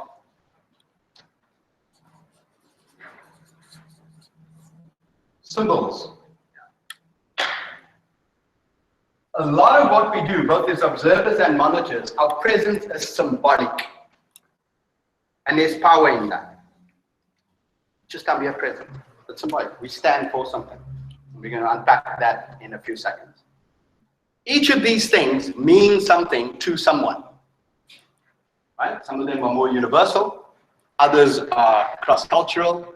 Others may be hugely problematic to some people in the equation, including just the very colors. Which is why most things are on a fairly blank canvas. And then you add color to it. Right? You add, mostly it's khaki with something. White and something. However, in a particular arena, you have to watch what you wear, to the very point that you don't walk around with a particular color t-shirt. You've got to be aware of what people bring, and don't be seen to be fraternizing with one part or the other. And the critical thing beyond this is the fact that this, as part of a global community of activists and advocates for certain things, goes clearly with the code of conduct. Just like there's a code of conduct for monitors and observers, there's a code of conduct for here. And I've seen people move from playing these roles to becoming an advocate for one or the parties. They step out of this, they take this off and they say, I'm going to speak and I'm going to go and I'm going to defend on the right of that population in the middle of Cambodia or wherever it is, or Colombia, and I'm going to become their voice, and I take this off and I don't play this role anymore. So if you feel at any time that you're too much on this side, take this off and do that role. That's actually okay. There's no harm in that. There's no harm in becoming the activist and advocate for something. This is advocacy of a different kind. It sends out a different message. And it's not neutral. It just sends out a different message. And it's okay to take this off, but you can't wear this today, play another role tomorrow, and play another role the day after, and put this back on again. Not in the same arena. Because that is really not going to do well for the understanding of this role, and you might endanger others playing this role. that okay? So Yeah. I'm just going to ask that question. So instead of playing that role and then step out, how do you stop perception of everybody being marked with the same brush? So if you stepped out and you advocacy for one group, it may be perceived, oh, these guys are doing this, but actually they're moving in that direction. Which then kind of the whole trust thing gets a bit clouded, you know? Yeah, that word trust. Yeah. How do you think this is done? Any ideas? This question about, remind me what your name is again? Sorry, I'm Cindy. Cindy. Okay, with the C-O-S. SC. C, Cindy. Okay. How do you do this? How do you step out of the role and not send the message that everybody on that side is actually doing what you're doing quietly or secretly? Sometimes there's a declaration. And when you're with the parties, you actually say, I'm not that anymore. Right? There's a divorce that happens in some form, shape, or another. In a local arena, it's actually quite easier. It's easier to do than in a global arena. Because you will be seen squarely to be on that side, and when you meet the other parties, you say that I'm not doing that. So that whole process of stepping out, how it happens, how you negotiate that has to be negotiated, and we have to be mindful about how do we clarify that to others, that you're not playing this role anymore. Okay, so that divorce needs to happen. And you're right, it goes together with the process. So, getting back to this, and the difference between the two. Essentially, you're saying there is no difference between the two. Between an observer and monitor, there is no difference. Don't think because you're now going to play the observer role, which is one thing, and you have peace and justice witness little bib on, and when you play your monitor role, you have no bib on. No, you do. That's the catch. Because very much the same way, you're going to have to wear something that sends a message to people as to who you are. There is no such thing as working incognito. Some of us may be able to do that. Why? Because our proximity to one or more of the parties. Okay? And we'll clarify that whole different roles. But if you're taking on this and you're acting in consort with others, then you need to stand for whatever that symbolizes. And what one does and not the other affects everybody. It's like the police. It's like one security. One security guard does something, all security is bad. One police does something, all police are tainted. One monitor sleeps with the local, everybody ought to be shot. No. Not that that happens on my watch, but you can fire. But it's or one monitor is seen with a stone in the hand. You could be throwing the stone away. Don't pick it up, kick it rather. Because all they need to do in the era of cell phones is to see you with the stone, and you're actually taking it over there. But any picture out of context, people make up their own story, right? So rather just move the stone gently with your foot like this. Or say, I'm now moving it! But if you're going to start wearing funny colors and funny hats and acting like a clown, yeah, you know, sometimes you can get away with that. Some of us have that inbuilt ability to use humor. But you're drawing attention to yourself anyway. Right? Just make sure that how you draw attention to yourself is actually in keeping with the message you want to send and the kind of relationship that you want to build. This is a national peace structure, sort of 80, when did this come out? Whatever, we had the peace accord, that early 19 nonsense thing that went on, which we then dropped. We maybe should have picked it up again, but who knows? The point is, what do you see? You see a clear number. The number and the person went together.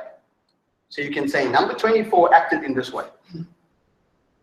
Okay, so you hold accountable. If we're saying that police and private security should be clearly identifiable, then maybe we should be clearly identifiable.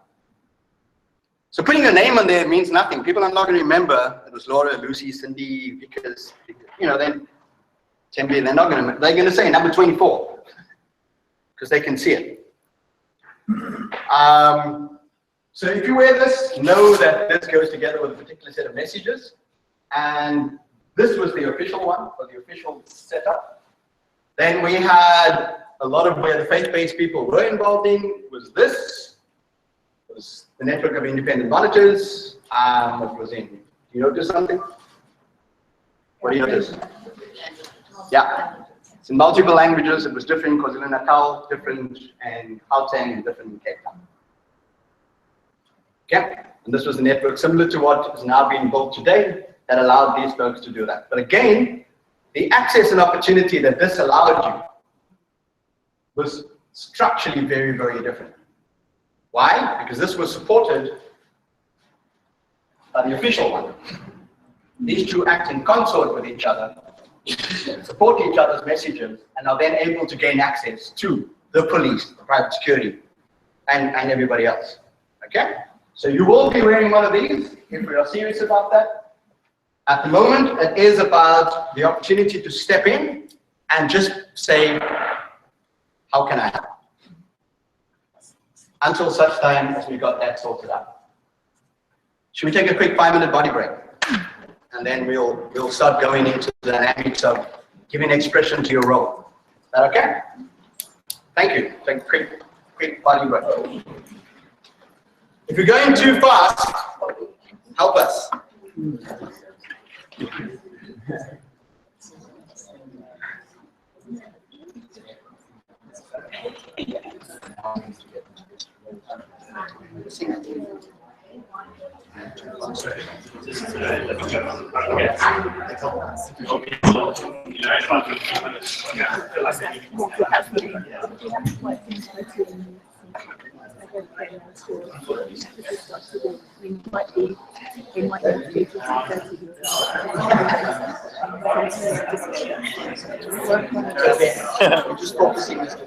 Well, I'm trying to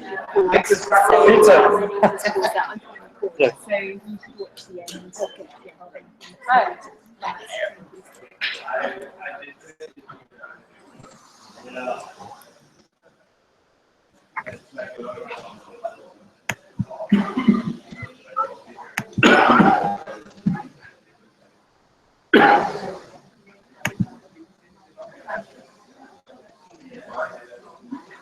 So what do you think?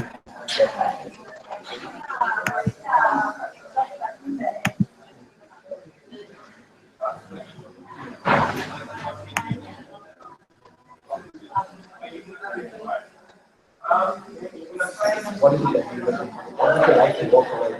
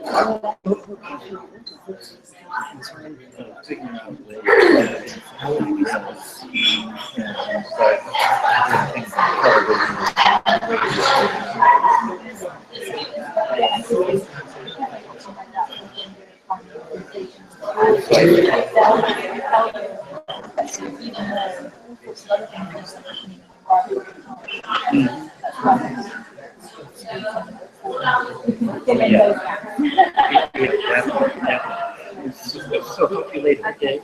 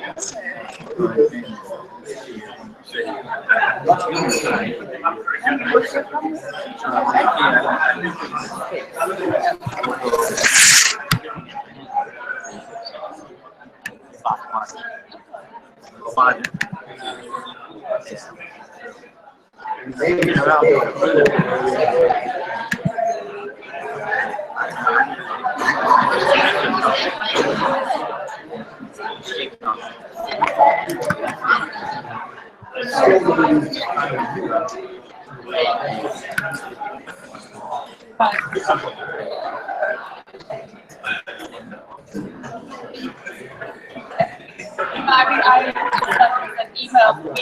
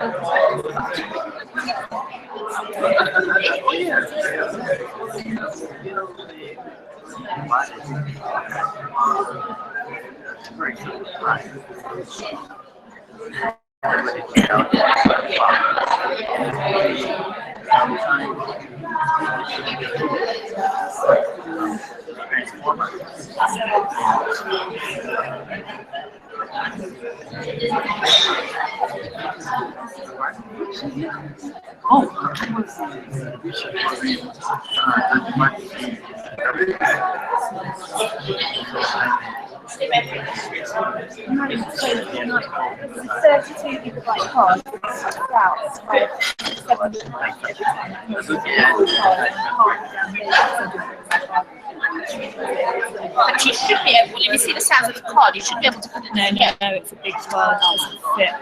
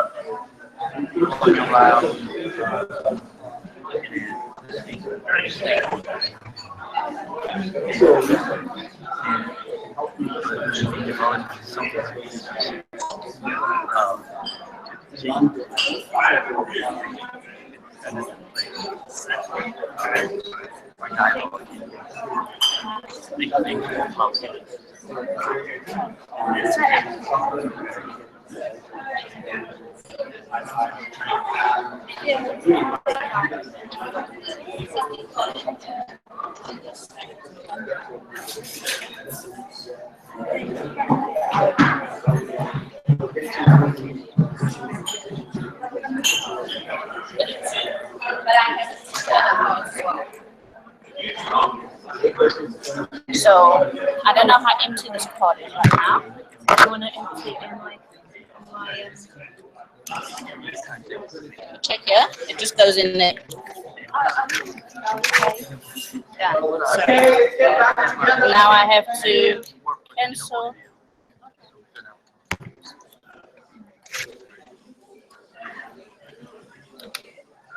When I fell, I really hurt this finger, and I don't have the same grip at all.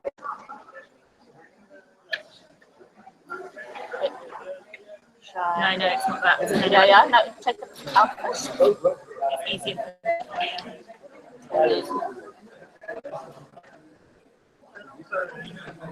Let me try. It's for your phone as well. That's additional. It doesn't come with the snake. Can I help you?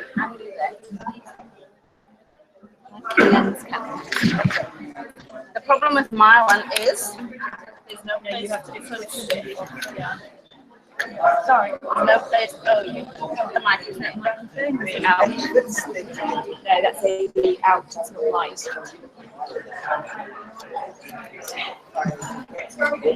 If they keep using the microphone, it should be fine. Let me see your response. No, it is. It's huge. Oh,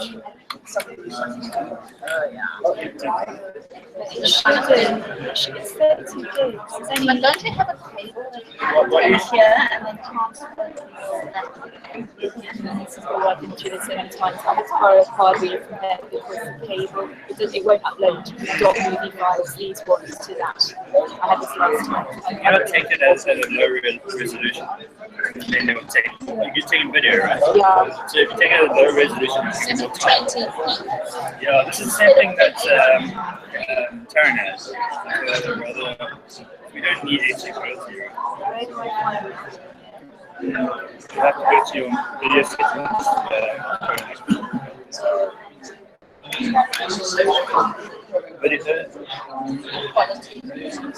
Okay.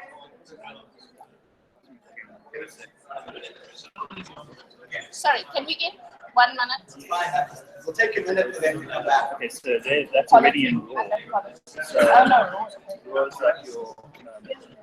So I know that's. This is yeah, pictures. I know that's the photos.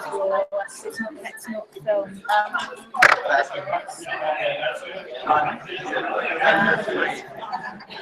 going to go back here. Keep going, keep going.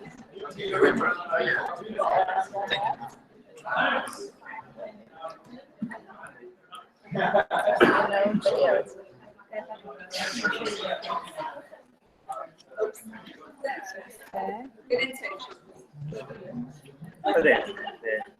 That one. Now go to the last one. Yeah. So if you go back to your video mode, it'll give you the time. So it's still only recording at 6 gigabytes on a 32 gigabyte card. Yeah, that's the sound. No, it cuts out. And it says the card is on the video and nothing. I didn't even able to download it. So you probably need to format it. I'll just have to lose what I've done then. But I'm just seeing it if you go to video mode. Do you want to try and this then, No, I can't get sound. You can't get sound? No, I can't. Okay, so if you go to video mode now, as if you live stream it, now you've changed. Right, just to make sure that we declare the limits of what we can do today, we recognize that you're all sitting with different options and different opportunities and different access points into beginning to impact in a way that makes a difference what's happening, especially on our campuses today. We know that. Some of you are staff, some are students, some are relatives of staff and students, others, whatever. I'm not going to go there. The point is that yesterday we tried to focus kind of fairly narrowly on a role, cognizant of the fact that there are a number of other roles that are played and opportunities to be had to intervene. what we're going to emphasize is the fact that a lot of these roles require a similar set of skills. And they require a similar set of considerations. So what we're going to do now is come to those considerations and to those skills. Because whatever we say now will pertain to whatever role we play, other than being an activist or an advocate. But if you're trying to play a role in between, regardless of the label you give yourself, it's going to center around similar considerations. Is that okay? With a monitor role, we're just going to push you a little over the edge and know that you can fly. So I know I can fly. Okay, we're going to push you over that edge. Is that okay? So we appreciate that you still may be sitting with a lot of those and you're going to have other pressures on you. We will clarify before the end of the session how we can help each other even if we never play this role called monitor or observer. Is that okay? Right. So what did I just say? What are the considerations, I guess? As soon as Annie takes off the Canon cap that says... I haven't yet. This one's recording. Oh, that one's recording. Oh, okay. See, you're always on, folks. You're always on. So let's appreciate that we are always on. Gee, let me use that board over there. Can everybody see this? Yeah. Right. Right. So, what are we about? Well, cool. What are we about? Basically, roles aside, you've seen this. Yeah, this thing. Yeah? Okay.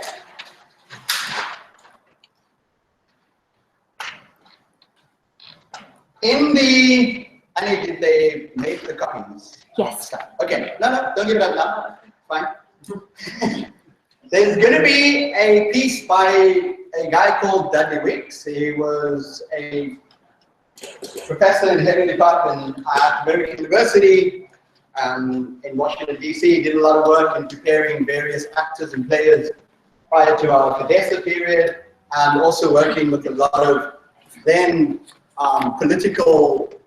the emerging sort of political leadership. And he speaks about, it's also a guy who's been nominated for the Nobel Peace Prize and a couple of things. He's refused it at some point, challenged the peace committee, that all kind of stuff. But anyway, very interesting guy, didn't work under floorboards in the middle of war zones. Yeah, kind of guy you want to emulate in your life. You know, build his own house in the forest, all of those kind of cool stuff. So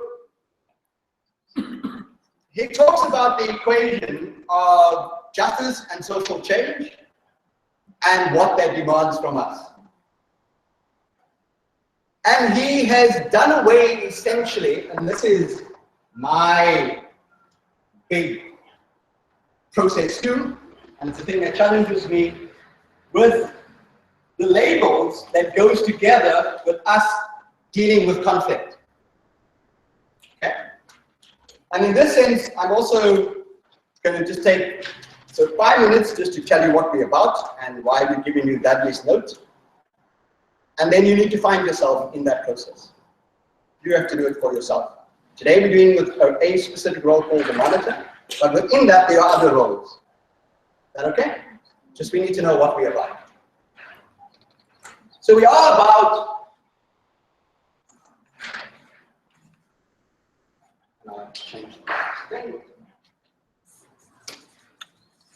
we are about social change. Do you agree? Mm-hmm.